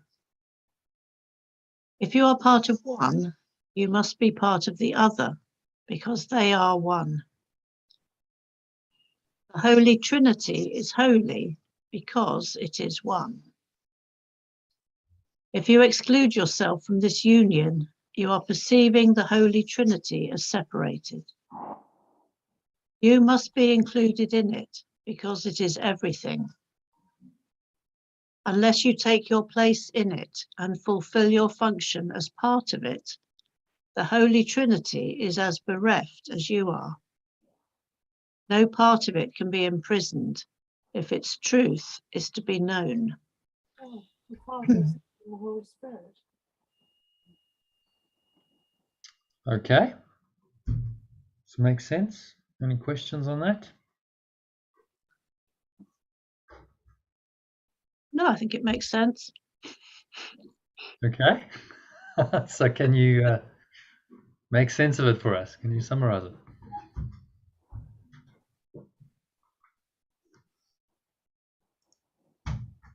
Your video's off, just to Okay.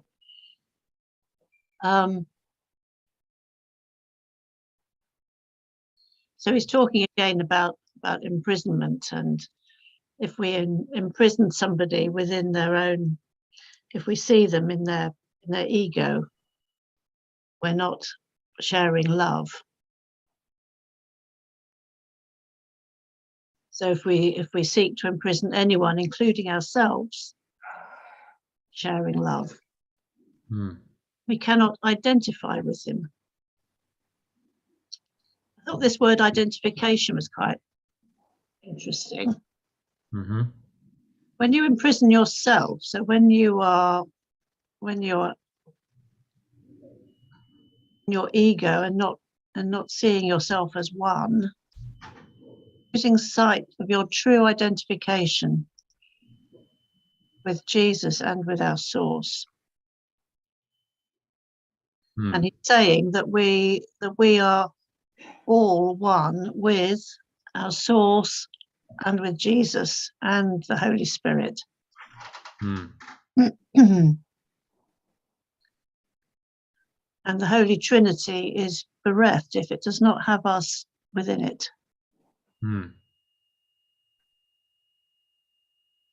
Yeah. So the Holy Trinity is Source, Father, Son, extension, and Holy Spirit, or remembrance. Remembrance of Source, remembrance of oneness, as the link between them.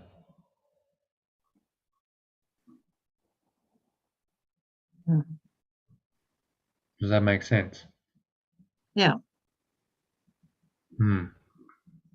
John actually did quite a nice diagram on that, if I recall. If I can find it, I won't try now because it's somewhere. I'm not exactly sure where it is, but Father, Source. So this is, we can probably explain it here. So Source, Father, oneness, right? That's Father. Son, seemingly separated self, individual seemingly believing that he or her is a person in the world, believing in the victim. And now this Holy Spirit is a remembrance of Source that comes into the mind of the seemingly separated mind, Son, and says, no, this isn't true. None of this is true. Remember that only this is true. And so the Holy Spirit, the remembrance, becomes the bridge, becomes the way back from the seemingly separated state to the state of pure formless awareness. So that's the Holy Trinity, which, explained in psychological terms like that makes complete sense, doesn't it? But ask most Christians to explain it. They won't be able to explain what the Holy Trinity really is and what it means.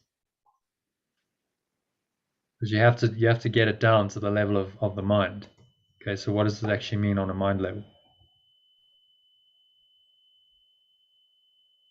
And the Holy Trinity is holy because it is one. Okay, it's one awareness. source of pure formless awareness. We seem to be separated. That separation isn't true. We remember oneness. That's the Holy Spirit. That remembrance of oneness unites us with oneness. So we merge our minds again with oneness. So they're not really separate at all. They're just aspects in the separated state. They're aspects that describe where we seem to be in our separated state as a separated mind. And then now, as a separated mind, we need to remember oneness. So then these concepts have use value in time and space while we seem to be separated. But in truth, there's only one awareness. There's only one pure formless awareness. So these are just constructs to help us to remember that and return our mind to that pure formless awareness completely. If you exclude yourself, you're perceiving the Holy Trinity as separated, which is not true. You must be included in it because it is everything. As you take your place and fulfill your functions, part of it, the Holy Trinity, is as bereft as you are. No part of it can be imprisoned if its truth is to be known.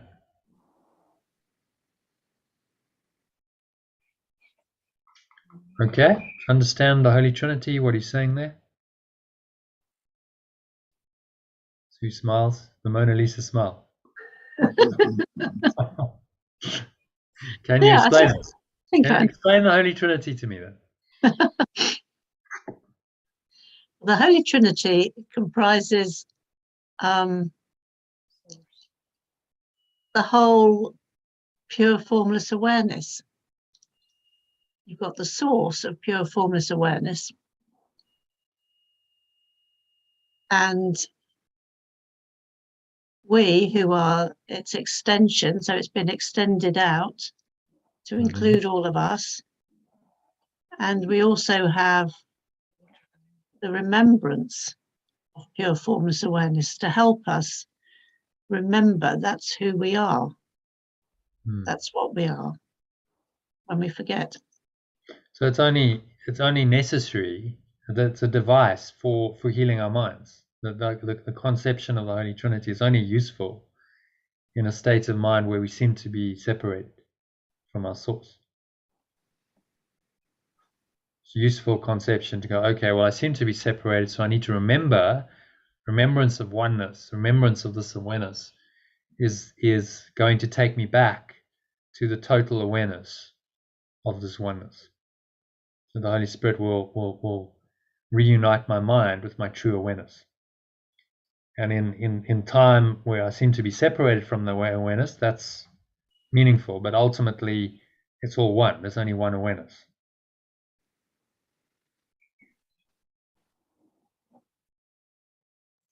Does that make sense? Iona, happy with that? I am. I'm thinking back to my church days, the Father, Son, and the Holy Ghost. Did you understand it at all? It was all... No, I thought it was up there. I thought we were wafty figures up there.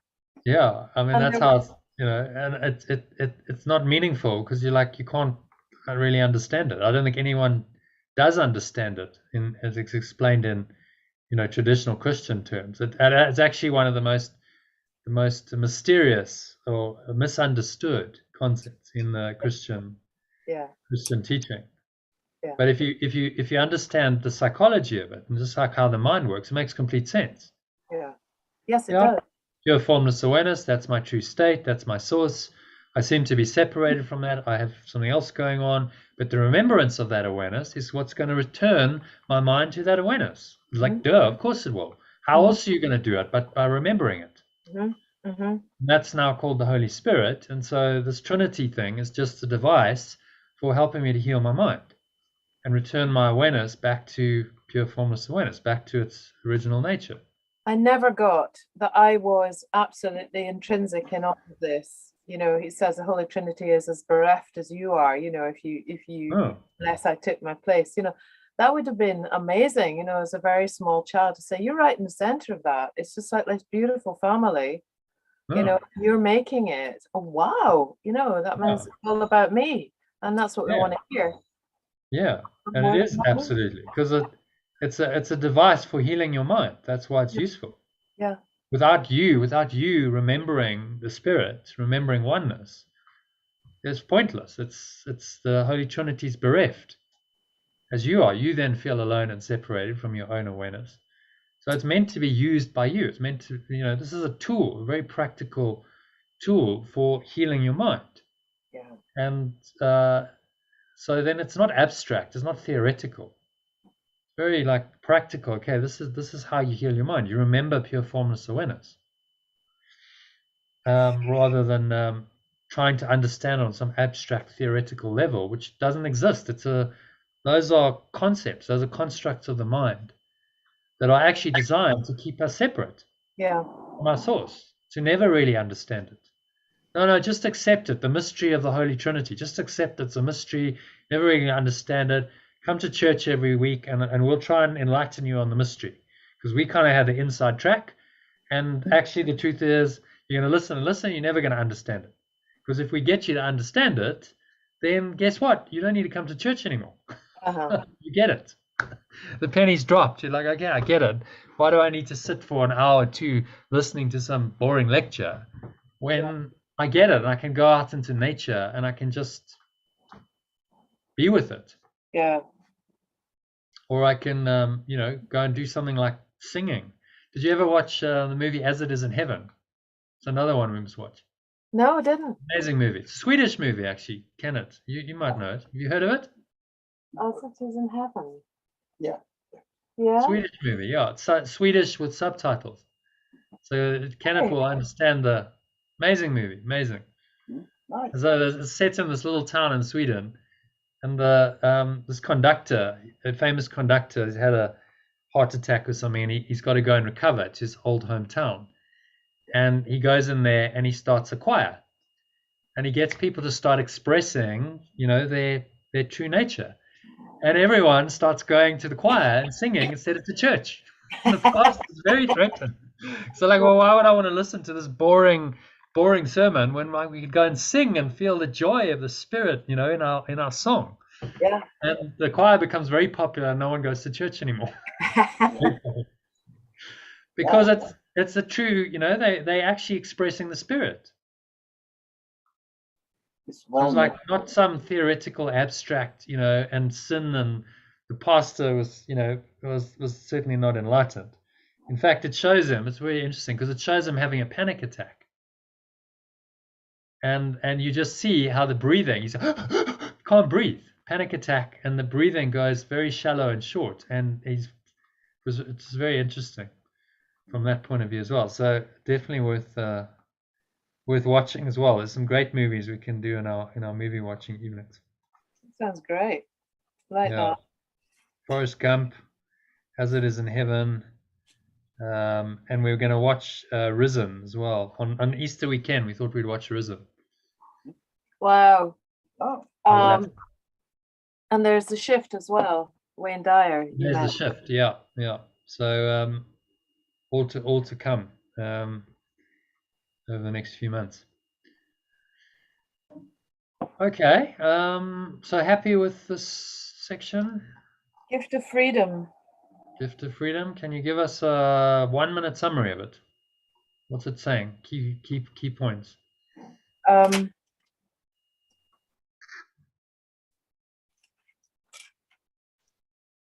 Okay. Whoa, it's talking about the law of love, that I'm not exempt, but I can disobey. I can absent myself. Mm-hmm. I think that's about the first paragraph. In the second, love is the awareness of the world and shines away the unawareness. Mm-hmm. The remembrance of me is the remembrance of yourself and him who sent you to me. Jesus united totally united minds with source. There was darkness until this was accomplished. Jesus was the way shower, showed us how he could do it and totally merge with pure formless awareness. So he's saying, believe then that if I can do it, we can all do it, and that we will never be alone in that.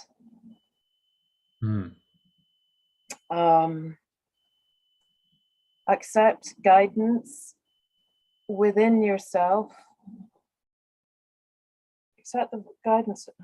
Get a little lost in this one. This is paragraph 4.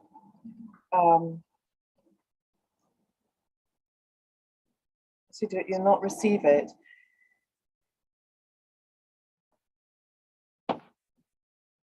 Go out and be the peace in the world and receive the peace. Be the healing in the world. Accept the guidance from within myself. What you wanted, or it will be meaningless. Collaborate with me. I can tell you what to do, but you must believe.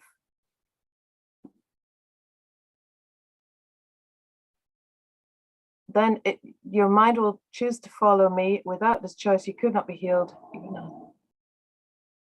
And healing would be impossible. It's a little disjointed. Sorry. No, you're doing well. Okay. The Holy Trinity finishes off with. All right. I'm only on paragraph 5. Okay. Decide to unite unequivocally in my mind. So my decision, but but I acknowledge that my will is as powerful as pure formless awareness. I offer you my strength to make yours invincible. Deny ego and separation and unite. My strength makes your strength invincible. It's always my choice. Yeah, I've said that before. The responsibility for freedom is mine. This is the beautiful part. I will always remember you, and in my remembrance of you lies your remembrance of yourself.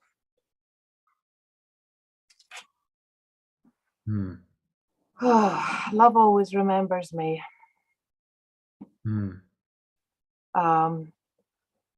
Even when you wander away, it's still there. Even when I wander away, that's true. Waiting to welcome you back, which is very comforting. You know, that day of the prodigal son, like, well, you wandered away, did your thing, you thought somehow you were guilty and father wouldn't want you, and then you go back and it's like, oh, welcome home. No judgment at all of the wandering ways. Just welcome home. You're back.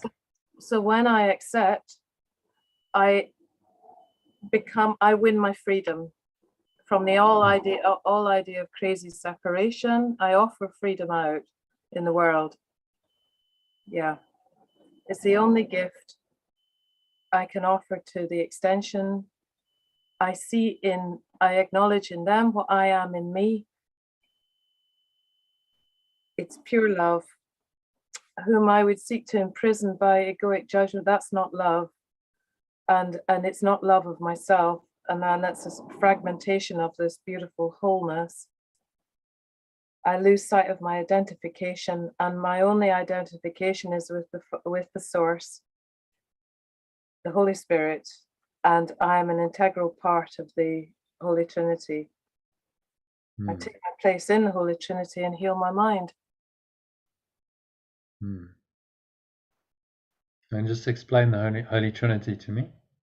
So the source, the Son as me, the extension. I am the natural extension of source, and Holy Spirit are the bridge between pure formless and awareness of me. So remembrance of it. The awareness of pure formless awareness. Remembrance, yeah. So you remember. It's just remembrance in your seemingly separated state. You remember that state, and that remembrance, if you follow that, will take you back to full awareness of that state, which is completely logical. How else would it work? You must remember it, and as you remember it more and more, and you forget the ego, eventually that state becomes your only state, and you're back in pure formless awareness as the only state you're in. So, like, it just makes complete sense. The Holy Trinity then makes absolute sense if you view it from that kind of psychological perspective. Doesn't make any sense if you view it from the theoretical, abstract, of some kind of entities out there separate from you. Doesn't make any sense at all. Okay, well done. That summary. So that brings us to the point of doing a meditation. Would you like a little comfort break for 2 minutes, and then Yeah. we can start our meditation? Okay. Okay, so just take a break. 2 minutes. I'll get set up somewhere else. God, it's 4:04. Is it? Wow. Yes. Weird and chocolate. That's so cool.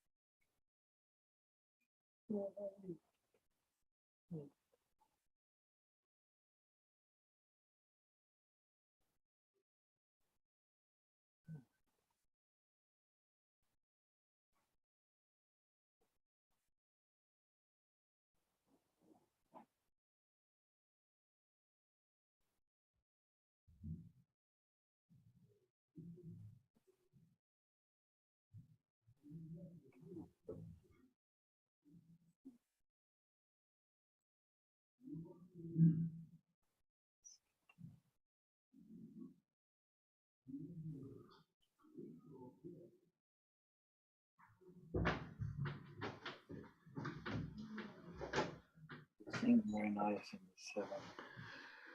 All right. In the heavenly family. Oh, So let's white maybe. Oh wow.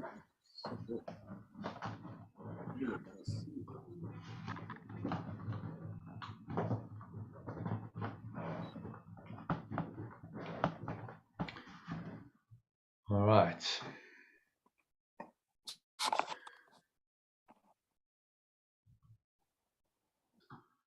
So we're ready. Hang on, I need to just get my phone.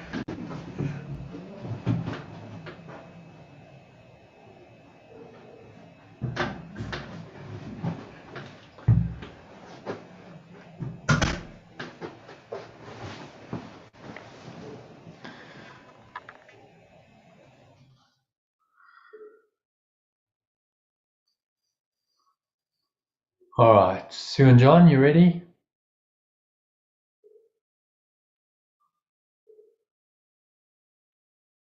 Just see if they're there. Yep, all present and correct. Great. Okay, so let's begin then. Okay, so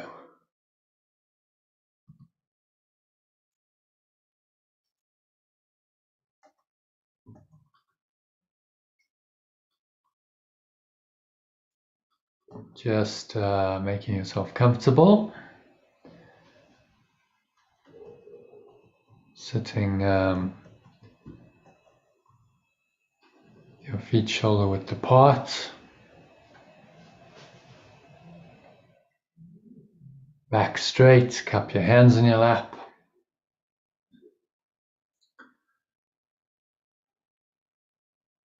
Close your eyes.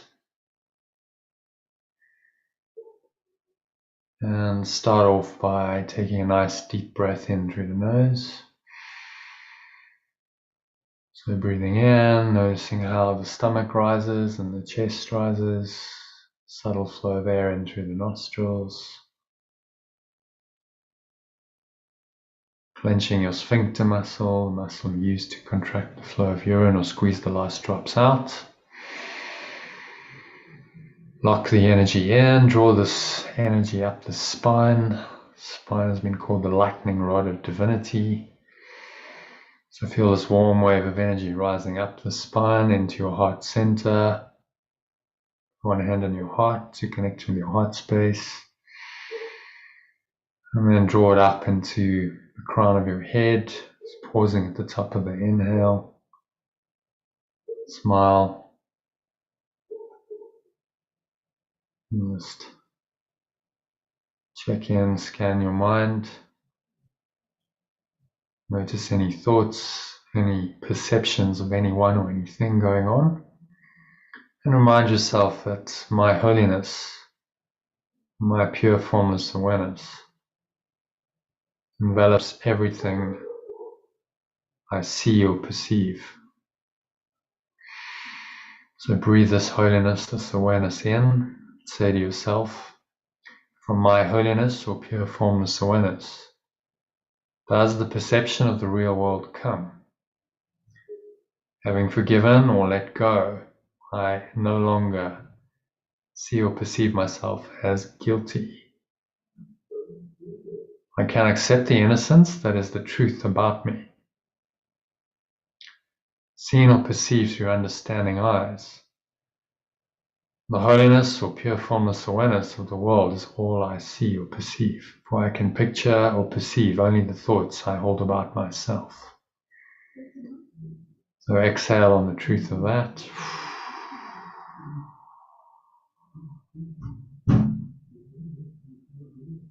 Letting it all go. Breathing it all out. Just letting go of any blocks to this holiness. Whatever scraps of egoic thought and emotion that you observe, just release them. into the nothingness that they really are. Letting them all go, surrendering them all. Pull the lower stomach into the spine, expel the last remaining air out. Just rest here for a few moments in the peace and the stillness.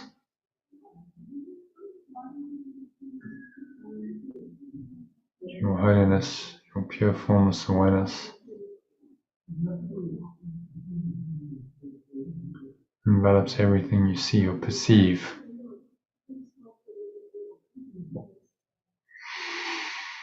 Breathing in again, nice deep breath in through the nose. Noticing how the stomach rises, chest rises, subtle flow of air in through the nostrils. Clenching the sphincter muscle, locking the energy in.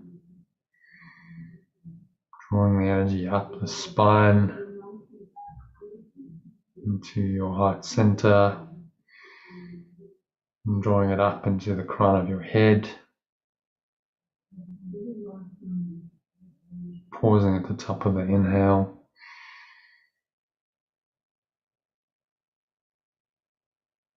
Remind yourself that my holiness or pure formless awareness blesses the world. So look at anyone or anything that comes to mind. Remind yourself that the perception of my holiness or pure formless awareness does not bless me alone. Everyone and everything I see or perceive in its light, in its awareness, shares in the joy it brings me. There is nothing that is apart from this joy, because there is nothing that does not share my holiness or pure formless awareness. As I recognize my holiness, my pure formless awareness, so does the holiness or pure formless awareness of the world shine forth for everyone to see. So exhale. Have a sense of extending this holiness, your own awareness of this holiness, this pure formless awareness, outwards to everyone and everything. Bring to mind your partner, family, friends, relations, acquaintances, social network, and so on. Have a sense of just extending this awareness to them, blessing them with this holiness. And as you extend it, so you are blessed by it. As you give it, you receive it. Experience that fully, completely. Feel the blessing of this pure formless awareness in your own mind as you bless others, bless the world. So breathe it in, breathe this awareness into every pore, every cell, every muscle of your body. You can imagine this awareness is a light that helps you, golden or white light. Maybe it's just an awareness, just a feeling. If you visualize light, then go ahead, imagine light flowing into every pore, every cell, every muscle of your body, every part of your mind is enveloped in this holiness, this pure formless awareness.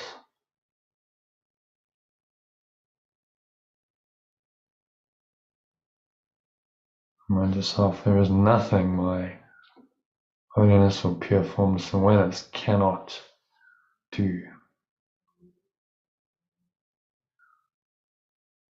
There's nothing this power in me cannot do. Breathe it in, feel this power infusing you with its powerful energy, its light. Imagine every pore, every cell, every muscle of your body infused in this light. Maximal inhale breath, draw this energy up the spine like a column of golden or white light. Say to yourself at the top of the inhale, my holiness, my power to heal, because it is unlimited in its power to save.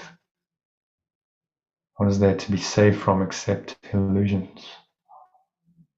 What are all illusions except false ideas about myself?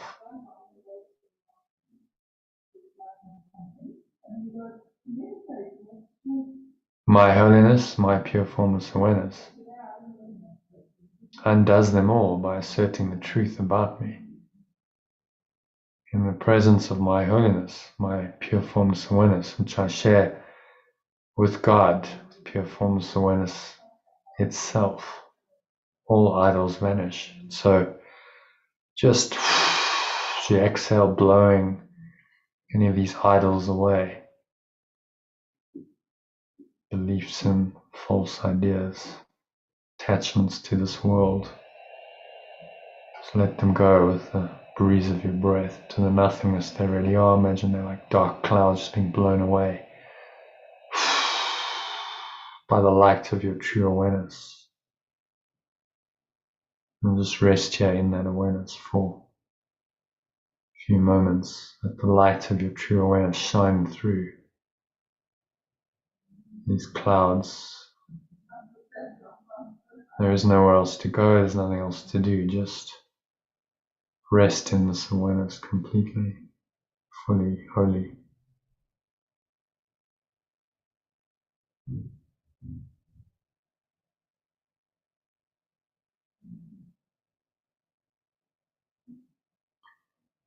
And then breathing in, nice deep inhale into the lower stomach, blowing the stomach up like a balloon, clench the sphincter muscle, lock the energy in, draw this energy up the spine, your heart center. You can put one hand on your heart, connecting with your heart space, bringing attention completely into the present moment,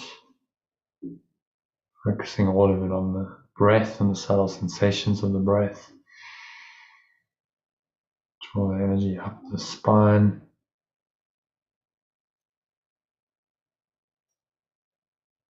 to the crown of your head, pausing at the top of the inhale.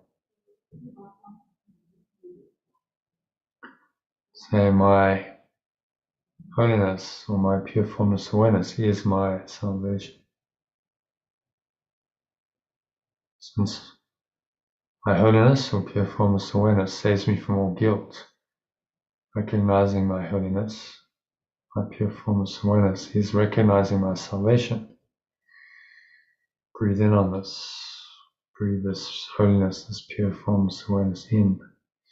There's also recognizing the salvation of the world. Once I've accepted my holiness, my pure formless awareness, nothing can make me afraid.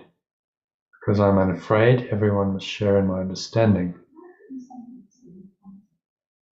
which is the gift of God, pure formless awareness to me and to the world. So exhale and just extend this out to the world. Extend your salvation to the world. Imagine the light flowing through you, out through you to bless and heal everyone in your life, family, friends, partners, acquaintances, your social network. And don't stop there. It's the entire world. There's no limit to this holiness. This awareness is everywhere. It's all encompassing. So it encompasses every person, every living creature on this planet is enveloped, is blessed in this holiness, and is saved by the light of this holiness. So it's said, so it is done. Breathing in again, nice deep inhale breath to the lower stomach, blowing the stomach up like a light-filled balloon. Imagine light flowing into your stomach, filling it up. Clench the sphincter muscle. Draw this light up the spine into your heart center. Breathing the light into your heart. Put one hand on your heart just to really connect in with this presence, the heart, this loving presence. And then draw it all the way up into the crown of your head, pausing at the top of the inhale. Smile.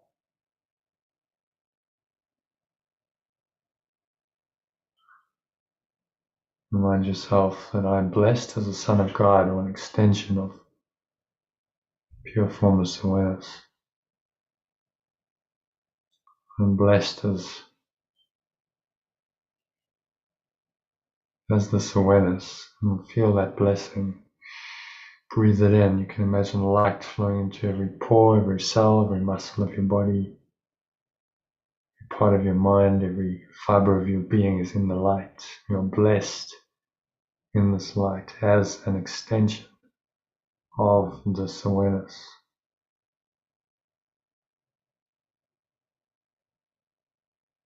Say to yourself, herein lies my claim to all good and only good.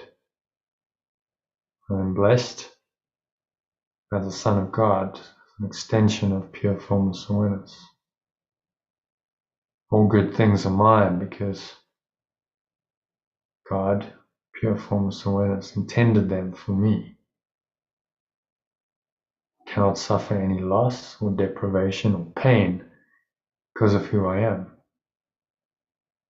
My Father or Source supports me, protects me, and directs me in all things. His care for me is infinite and is with me forever. I am eternally blessed as His Son or its extension. So just accept that now, sink into the blessings, accept them, breathe them into every pore of your body, every part of your mind, every fiber of your being is blessed as the extension of love, of pure formless awareness that you really are. So just surrender to this blessing, this experience fully for the next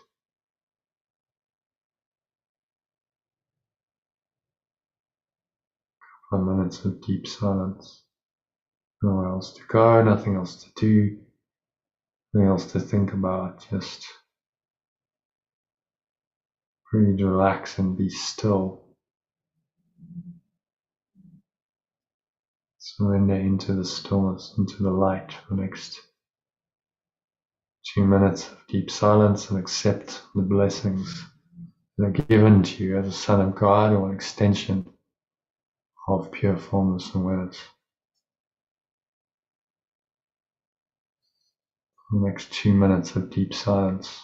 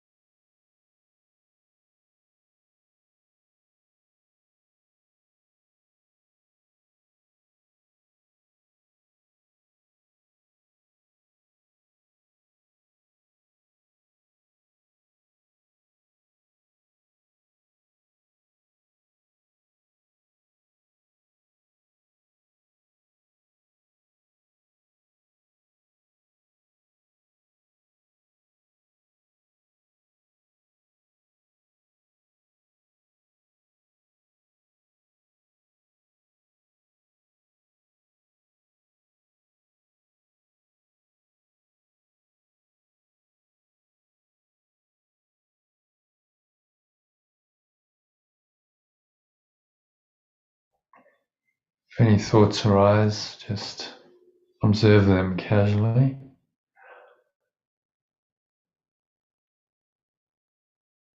And let them go. As like dark clouds just blowing away with the breeze of your breath. And the nothingness they really are.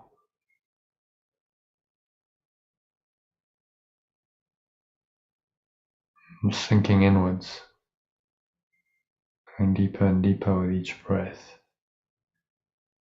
Just observe the breath, subtle sensations of the breath. Let the breath take you deeper and deeper into this still, calm, quiet, surrendered state in which you experience the blessings. Experience that you are blessed as Son of God, as an extension of love itself. Right now, all the love and the peace and the joy that you've ever wanted are there. So allow yourself to experience them fully for the next couple of minutes of deep silence.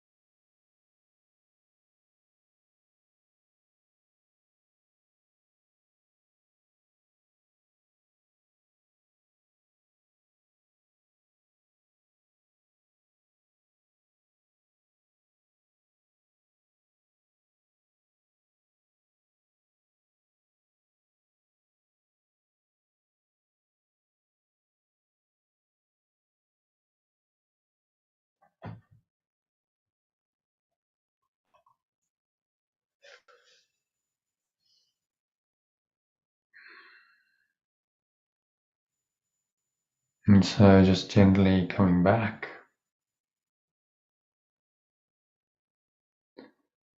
from this deep state of awareness, bring your attention back into the body, to the breath and the senses and the world. On the count of 3, you're going to open your eyes. So 1, breathing in, noticing how the stomach rises and the chest rises. Subtle flow of air in through the nostrils. Pausing at the top of the inhale. Scan your mind, notice any thoughts, any emotions, any body sensations arising for you. Remind yourself that my holiness envelops everything I see or perceive.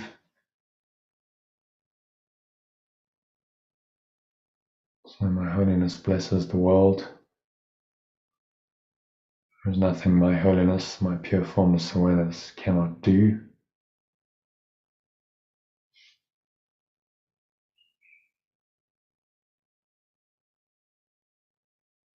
And this holiness, this pure formless awareness is my salvation.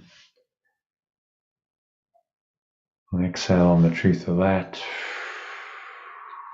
Feel like you're extending the blessings. As you extend the blessings, so you're blessed. So at the bottom of the exhale, from the low stomach into the spine. Remind yourself, I'm blessed as a son of God. Do an extension of this awareness, pure formless awareness. Rest here for a few moments. On the count of 2, notice the weight of your body pressing down into the chair, your feet touching the ground. As you breathe in again, notice any smell in your nose. Maybe there's a subtle taste in your mouth. Notice that. Notice what you're hearing. Surrounding environment. Noticing all these things from this very still, calm, surrendered state of mind.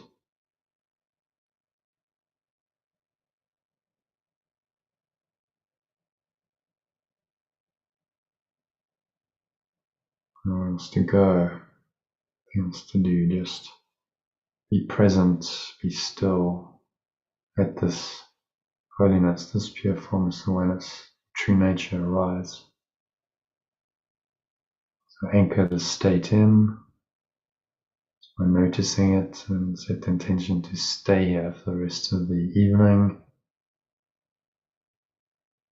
To help you do that, practice today's lesson frequently. Jesus recommends frequent applications during the day, so why not try for every hour?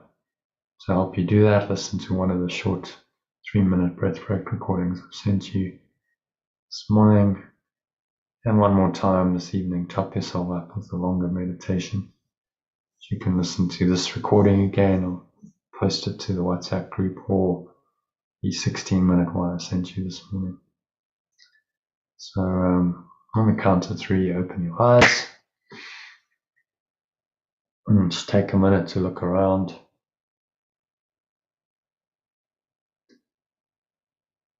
Noticing the environment around you. Just very casually, just observe without any attachment.